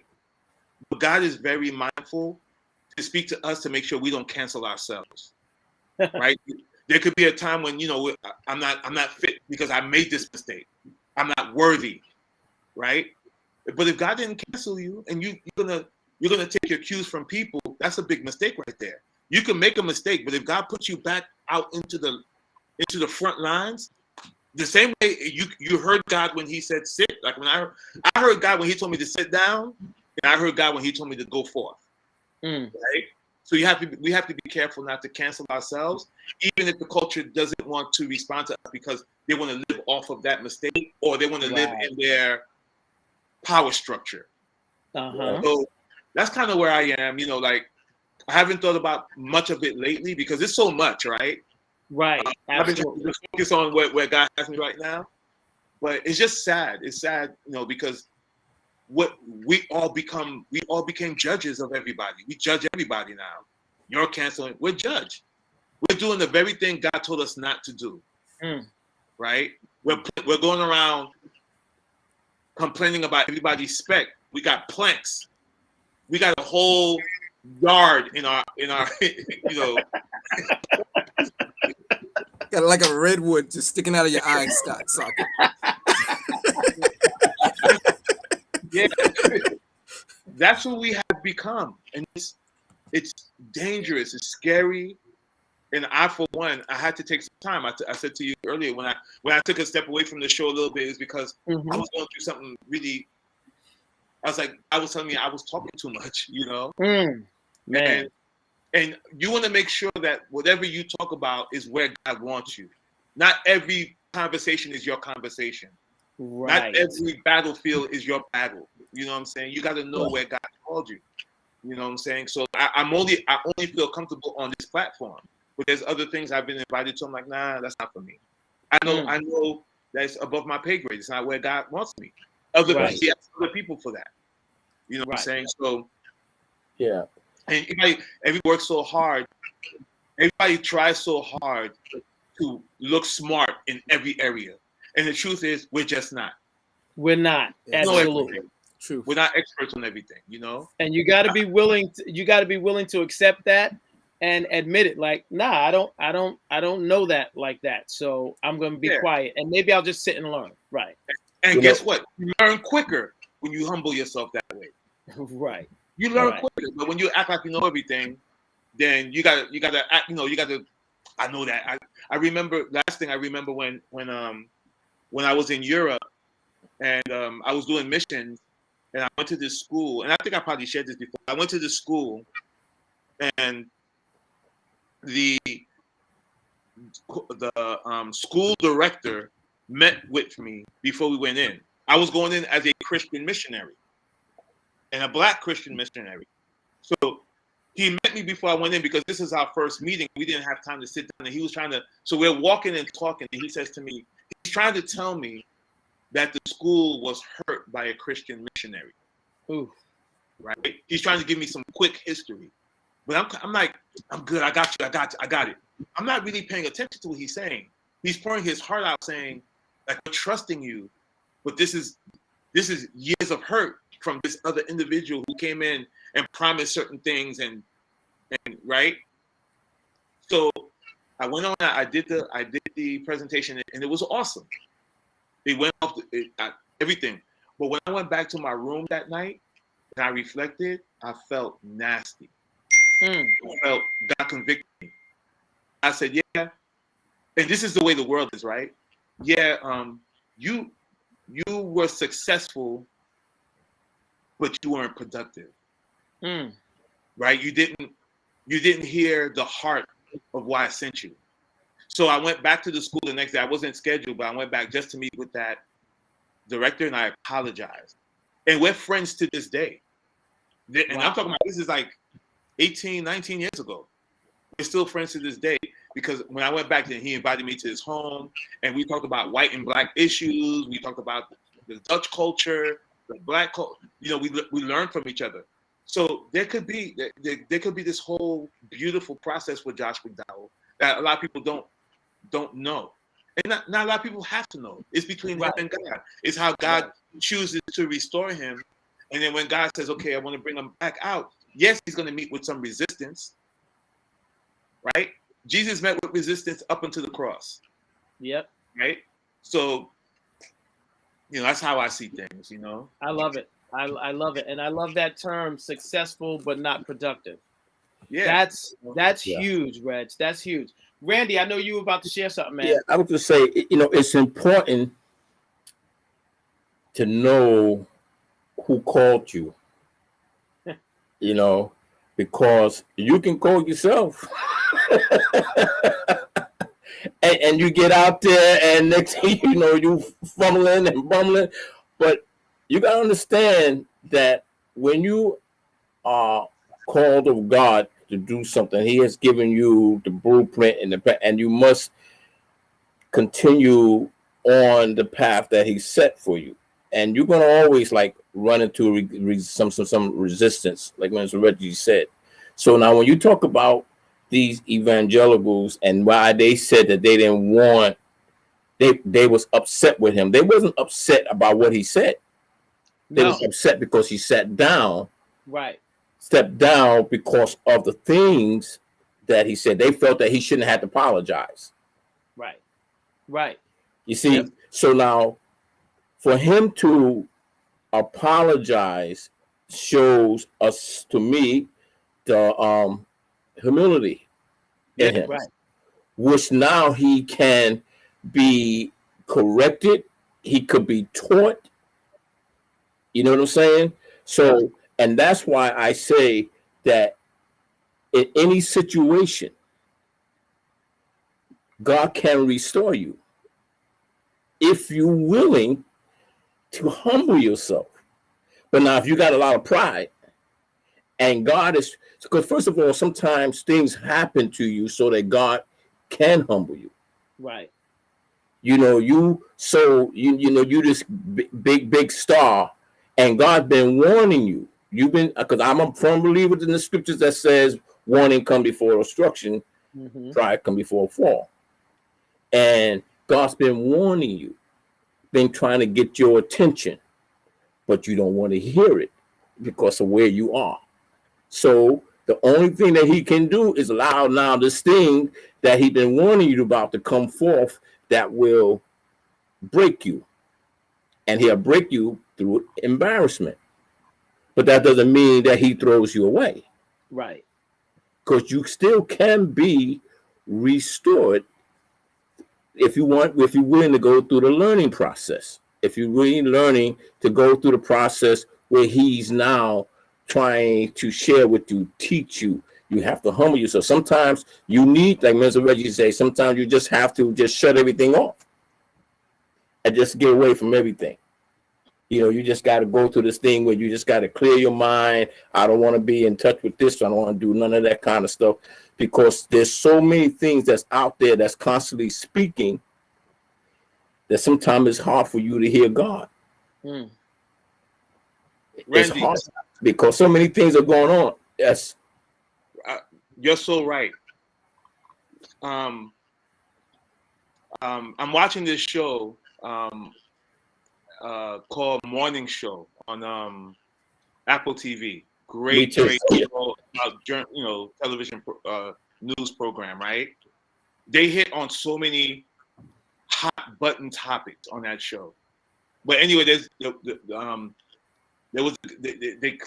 touch on the Me Too movement, and they use this one character who violated some girls, even though he didn't think he did. He was very callous, and towards the so he went through this whole process of losing everything, but still not getting it, and being the world don't get it, and this and that, whatever, to him finally starting to get it.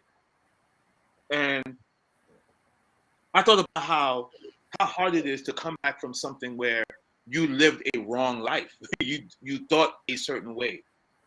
Like, I think we've all had like the foot and mouth disease at one point, where we said something that came out wrong. And hello, hey sis. Oh, you back on? Yeah, no, I have another. I'm on the meeting. I'll probably stop by. All right, love you, sis. Love you too. All right, next door neighbor. Oh, awesome. Yeah, love you. You know, whenever they have food, they come over. Hey, you want to come over to eat? I love that. That's a good neighbor. Yeah, you know, I think you know them, Nat and Keith Warren. Oh I think yes, yes, absolutely. they right across the street. Nice. So I was just saying how I also remember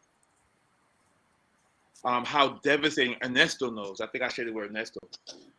I could share it now, but let me tell you, brothers, there was one time when I was doing an offering message at CCC. And let me tell you, me being able to share it now is a big thing, right? Mm. I was sharing an offering message at CCC, and I had my message written out, but it came out my mouth wrong.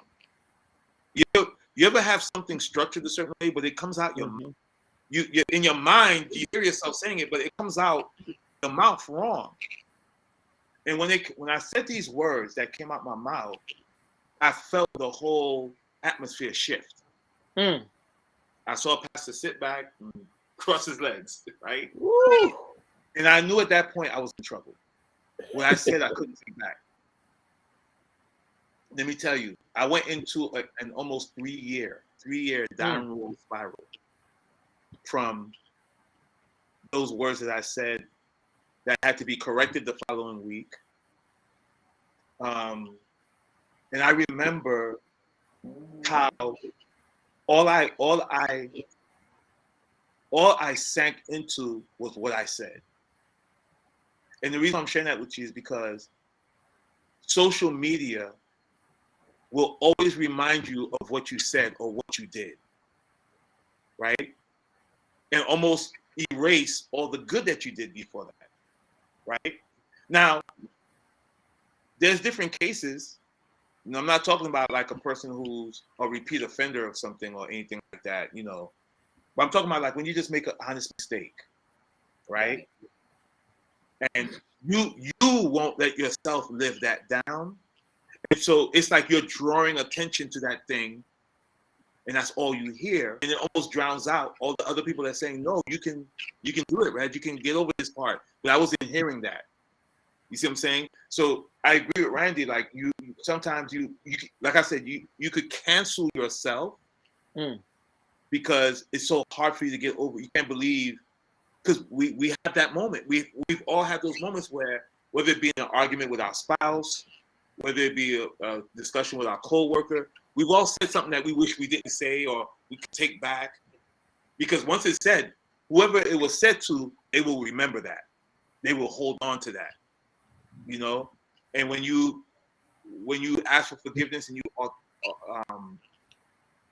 authentically learn from that, like, I didn't mean it, or if you did mean it, but you just was in a bad place when you said it, Right. or whatever the case may be, it's hard when all you can think of is that negative thing. You know, I know that for a fact too. Like, you know, my wife had to suffer through me being so miserable. I didn't want to teach. I didn't want to be used. I didn't want to be called on. I pulled myself out of everything because I can't believe that those words came out my mouth. I'm thinking there's a problem with my head. And I was wondering, and then you wonder how people see you now. Right. Yep. Absolutely. So there's a little pride in it. So the humble, again, just to go back to just to be quick to step down and say, yeah, something's wrong. I gotta get this fixed. Because there's other artists, I'm not going to say their names. There's other artists who did some things and they would not sit down. And I remember saying to myself, because I've done it, how come they didn't sit out of the ministry? How come they didn't sit themselves down and say, God, I need help. I need to fix this. I can't continue ministering to people. I'm doing this mess. That would always surprise me. There's some preachers that did the same thing that wouldn't sit down when there was a time when they knew that the Lord was trying to sit them down, and their ministry paid for it. Crazy. Yeah. I don't get that. You know what I'm saying? I'm not saying that it's easy to do. Don't get me wrong. You know, but I know that if you're in an authentic relationship with God, an intimate relationship with God for real, not this play thing, not just you're depending on God as your bread and butter type of thing, right? Because that's why some people won't sit down, right, Vaughn? Is because this is where I get my money. So I can't. Right. I'm going to keep Right. on doing. I'm going to keep on Exactly. preaching, right? Because Exactly. Oh, you'll come up with all kinds of excuses. Yeah. Almost like yeah, I'm too big to fail. Like, especially if you're a leader of a super large ministry, then you're thinking about, you have all these, not only your income, but the income of the people that work for the ministry. Like, how do we allow that to happen? that's true too. How Yeah, do we let this go? But if the ministry is built on God's word and it is of God, it will continue to survive. Right. Because any good business, any good ministry have people in place to keep it going. But it'll be a problem if it's only built on you. Well, that's one of our timeless fundamentals at So CCC, right? it can't be built on you. It has to be built on God's word, and it has to be built when you have structured it such a way that if I go, look, Pastor Jamal is doing a great job. Pastor is schooling them, teaching them, directing them. But if Pastor would have left this earth when he got hit with COVID, like everybody else is getting hit, and God didn't bring him through, you got to think, where would the ministry be? You understand what I'm saying? Right. Where would it be? Because it had to be structured in such a way that it can continue to go. And so the problem is that it's not God forgiving you. It's you learning to forgive yourself. Mm-hmm. That's where your struggle comes in at. Because you go to God and God forgive me, no problem, I got you, boom. But you wake up, it's on your mind. You go to sleep, it's on your mind. You go inside the church, he said you walk in, and God is like, yo, man, you happy to forgive me already. I forgive you already. Why are you still struggling with this? That's because you haven't really released it. You haven't. And Reggie, it goes back to something you said, like thinking about, what do people think of me now? Like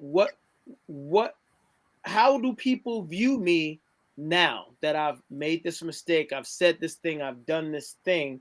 And that many times is what keeps us from moving forward. Even though as men of faith, we understand God will forgive you. God can forgive you. He will forgive you. Ask for forgiveness, he'll forgive you.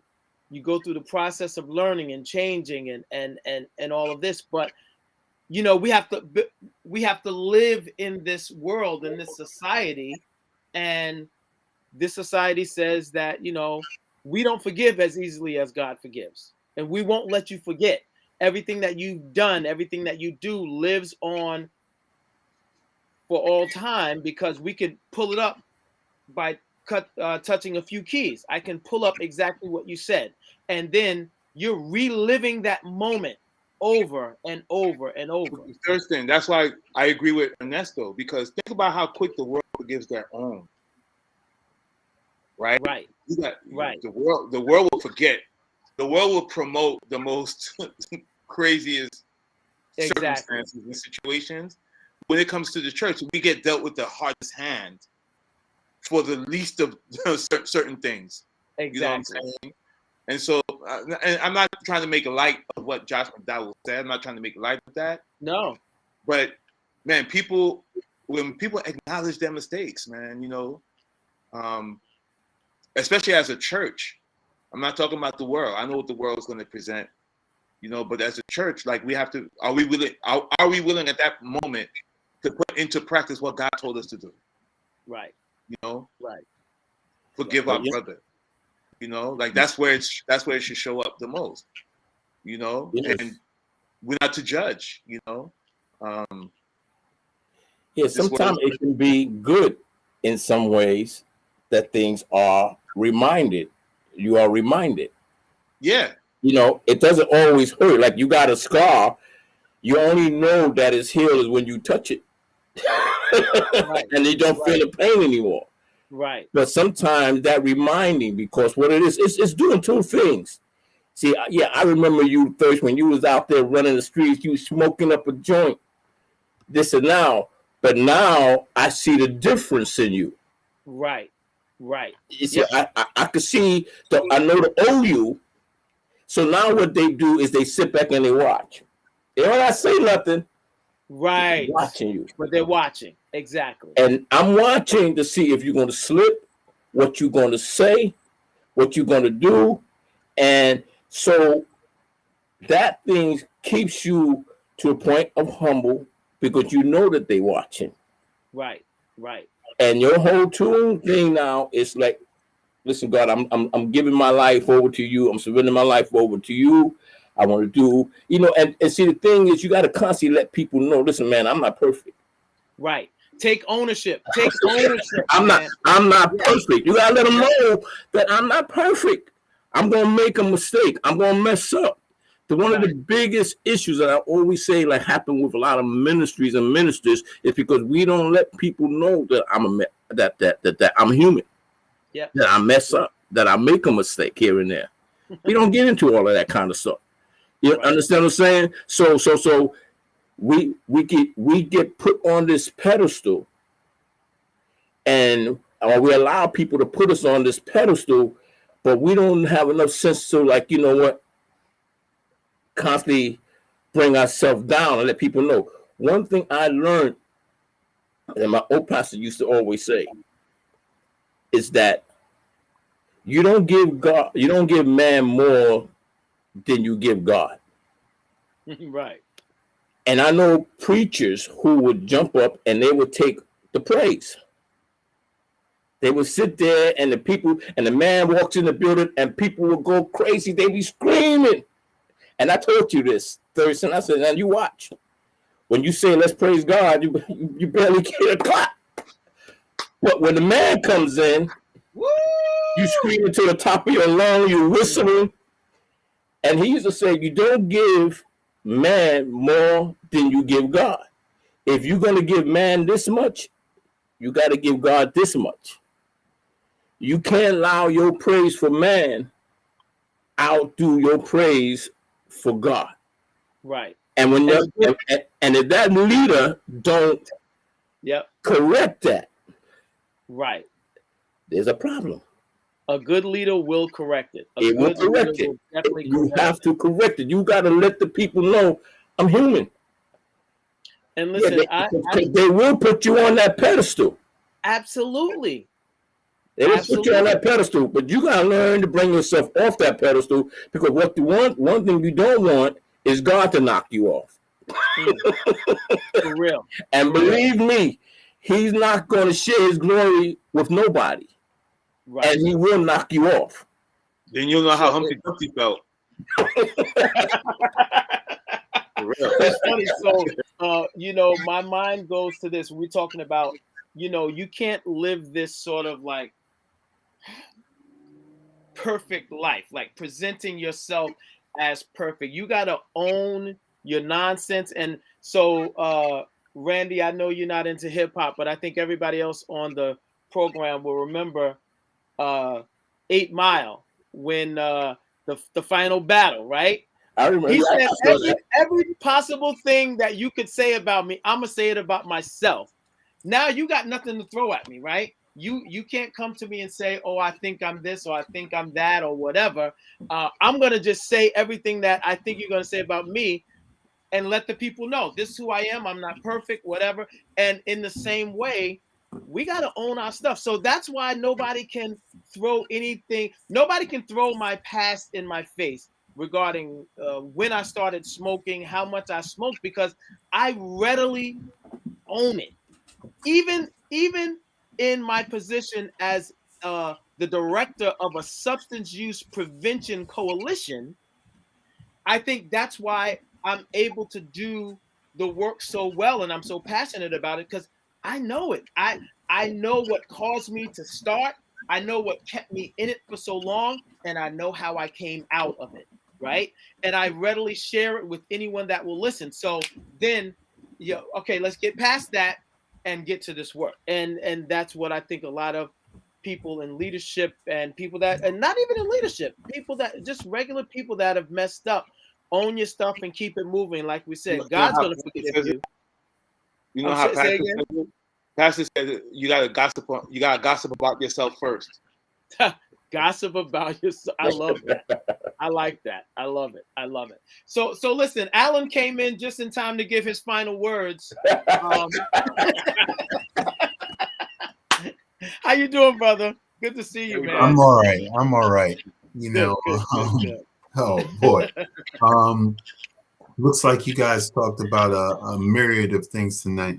I think you guys talked about the U.S. economy, Just and a little. Actually, we next week, hopefully, you come back so we can talk about it more because I know that's something you want to talk about.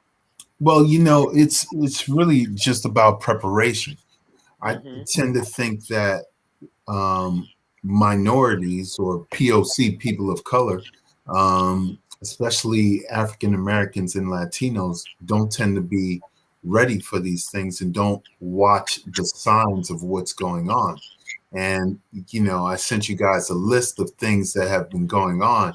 And, just like the Bible tells us, you know, don't you see the signs happening? Like these are birth pains. Well, there are birth pains to different things that are going on. But in I guess my final words from what you guys are saying, one thing that I love about our ministry is we don't necessarily have a pastor's day.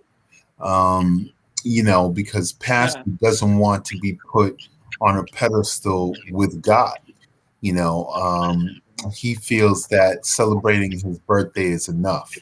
And, I took what Randy said to heart because there are people who are like, oh, Pastor came out the womb walking on water. He was speaking in tongues when he was born, and, we're all faulty. And I love the scriptures that point out the problems with Moses and Noah and other prophets and friends of God. These people were called friends of God and they had faults. So who are we? Right. That we don't have faults. Of course we do, but we have to be repentant. As you guys said, admit our faults and move on. Absolutely. Absolutely. I love it. And Pastor will be the first to tell you that he did not come out of the womb walking on water. He will be the first to tell you he will share his shortcomings. One of the most powerful things that I remember when I first came, when he talked about being away, speaking. I mean, everybody's calling him all over the place to speak, speak, speak, speak, speak, and he's being applauded everywhere.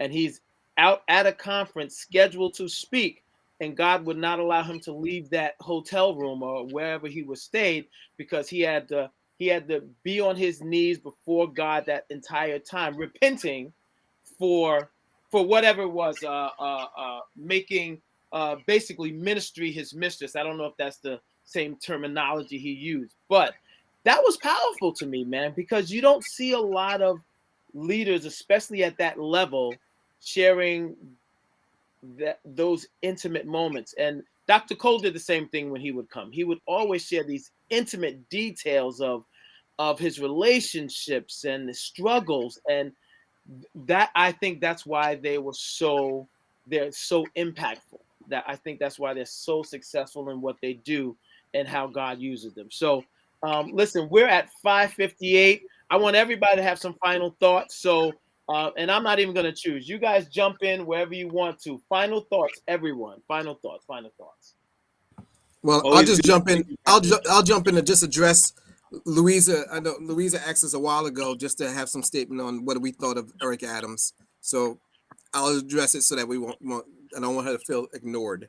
Right, Um, right, well, he's someone that personally I've watched him and heard him speak for many years, even before he was in any political office. When he was just a cop, I've got to hear him speaking several times, and he's always been impressive. Um, my prayer is that he's someone that comes in and is the moderate that he claims he is. Being that he's a policeman, he has some he's a law and order man, but at the right. same time, he was someone that wanted reform in the police department. So I'm praying that he doesn't become pulled either one way or another and sticks to his convictions, and that and that he's a moderate person in every area, because that's what we need. We don't need anyone that is pulled. Now realize that even though he's a Democrat, the knock against him by some Democrats was that he was too conservative. Some were even calling him a Republican. Right. Which means he may be a strong, moderate person that will stand by his convictions, and that's what we are going to be praying for him, right? So I know I said final thoughts, but then when you mentioned that, I have another question. Did he have overwhelming support from the police and the union and everything? Because he used to be a police officer? Well, the police union usually goes with the Republican. Right. They usually go to the Republican, but the I Republican mean, that was Sliwa was the Republican, so I mean, right. how So could you possibly go with that? it was mixed, because even the police department wasn't crazy about Sliwa. So he had a mix. He had a good support in the police department, Okay. but but because they usually go with the conservative, the more conservative person, it wasn't overwhelming. Okay. All right. And just to finish it off, I'm going to go ahead and share Luisa's final comment. I pray that he's a better mayor than he was as a borough president. All right, Louisa. You see, we're not censoring you at all, man. We're not censoring you at all. I love your honesty, Louisa. Thank you for that. Thank you for that. Anybody else? Final thoughts? It's a good thing Luisa's not on here for final thoughts. All right, go ahead. Anyone else? Jump right in. I'll go up. I was gonna do the same thing Vaughn said. I do have some opinions about our new interim mayor. I mean, not interim. What do you call it? Our mayor elect.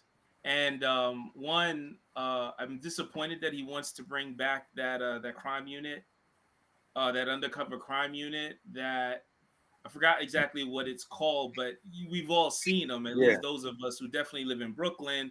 They're in they're in the unmarked cars. But they used to wear. Now they have to wear uniforms. Before they didn't even have to wear their uniforms.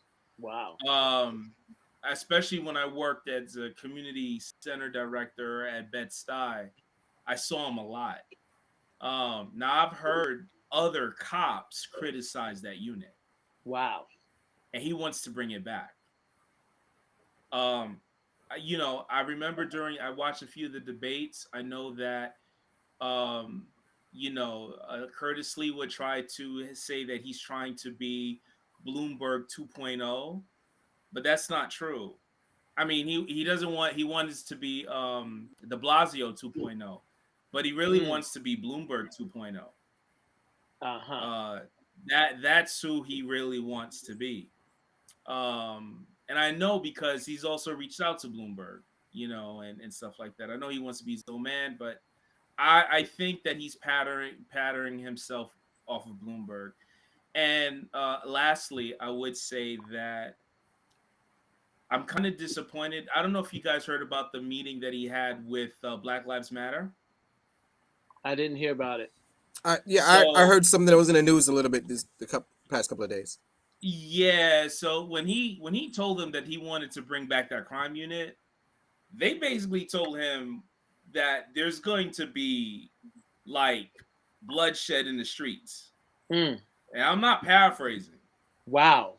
And I have a problem with that because he threatened him. And I'm thinking, if that was Bloomberg or a white guy, would you have threatened him? So wait, he's the one that said there's going to be bloodshed in the street, or they said it? No, Black Matter did. Oh, wow. Yeah, because they said, look, there's going to be protests and all this other stuff going around. And I'm not saying that it's how they said it. They didn't have to. They threatened them, and I thought that was inappropriate. So, but we go back to that. Goes back to the whole Black Lives Matter thing. It's such a loose unit. There's no real solid organization, and it's just anybody. I can start up right now and say the 6 of us are Black Lives Matter.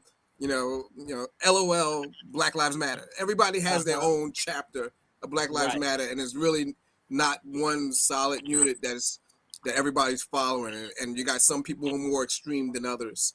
So that's the whole problem with Black Lives Matter. That is all kinds of people running things, some who are not too stable. Right, right. Gotcha. And again, I think it goes back to sort of what you mentioned with CRT.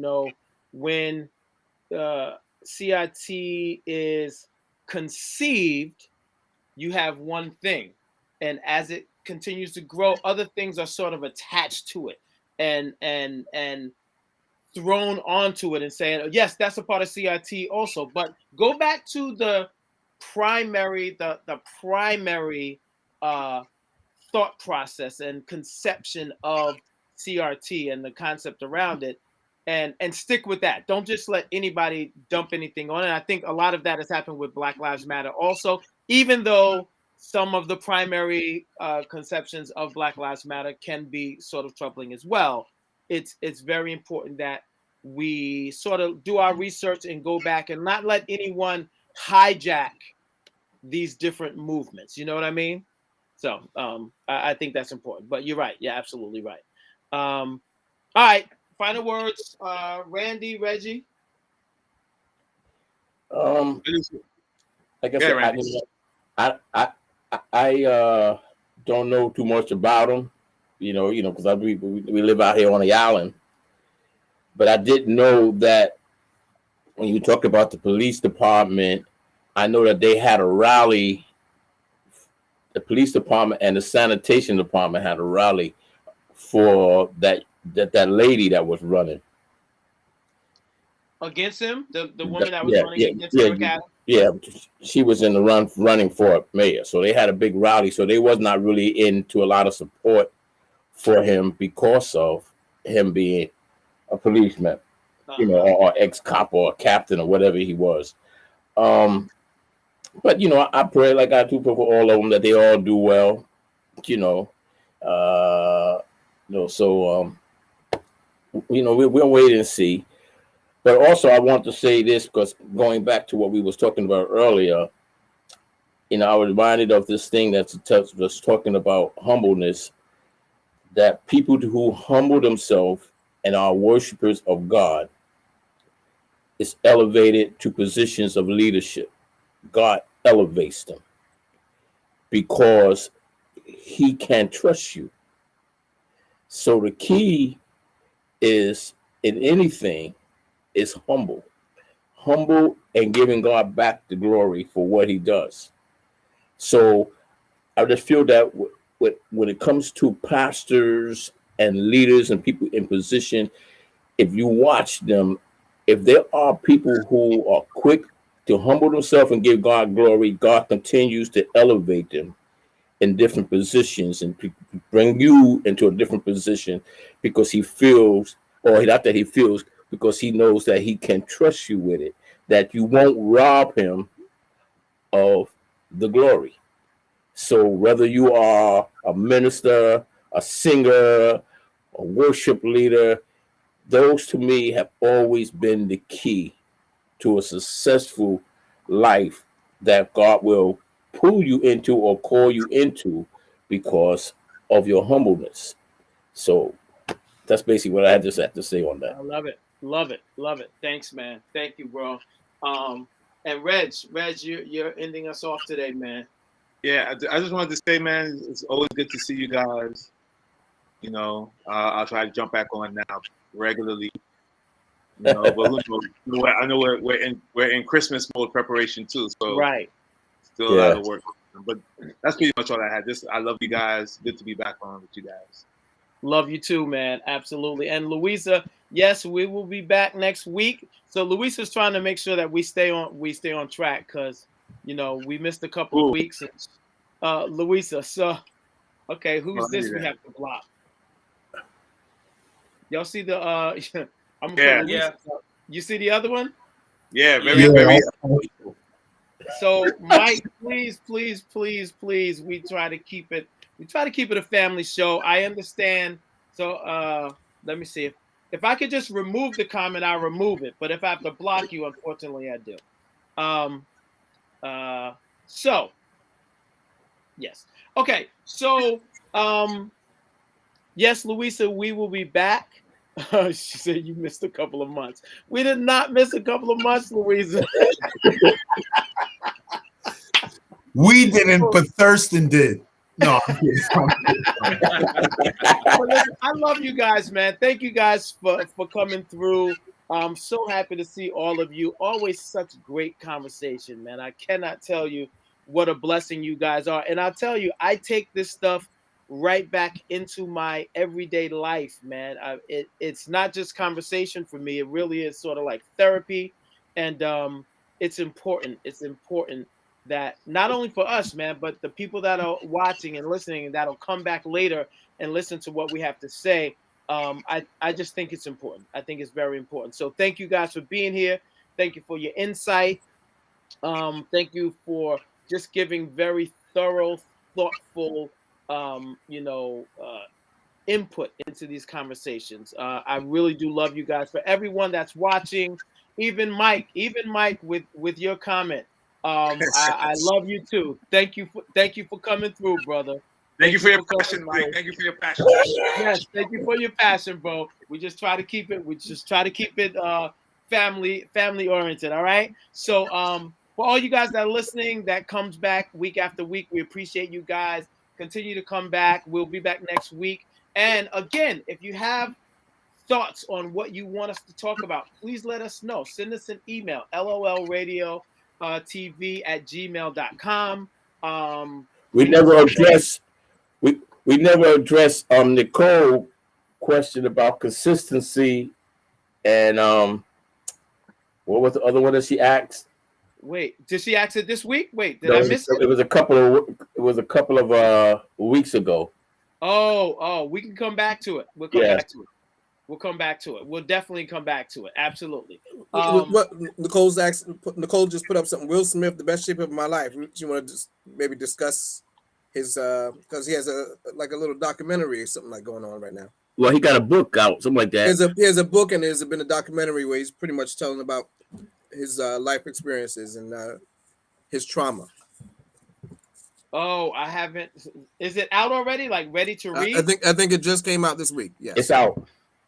And so. And your guys pray for Scottie Pippen.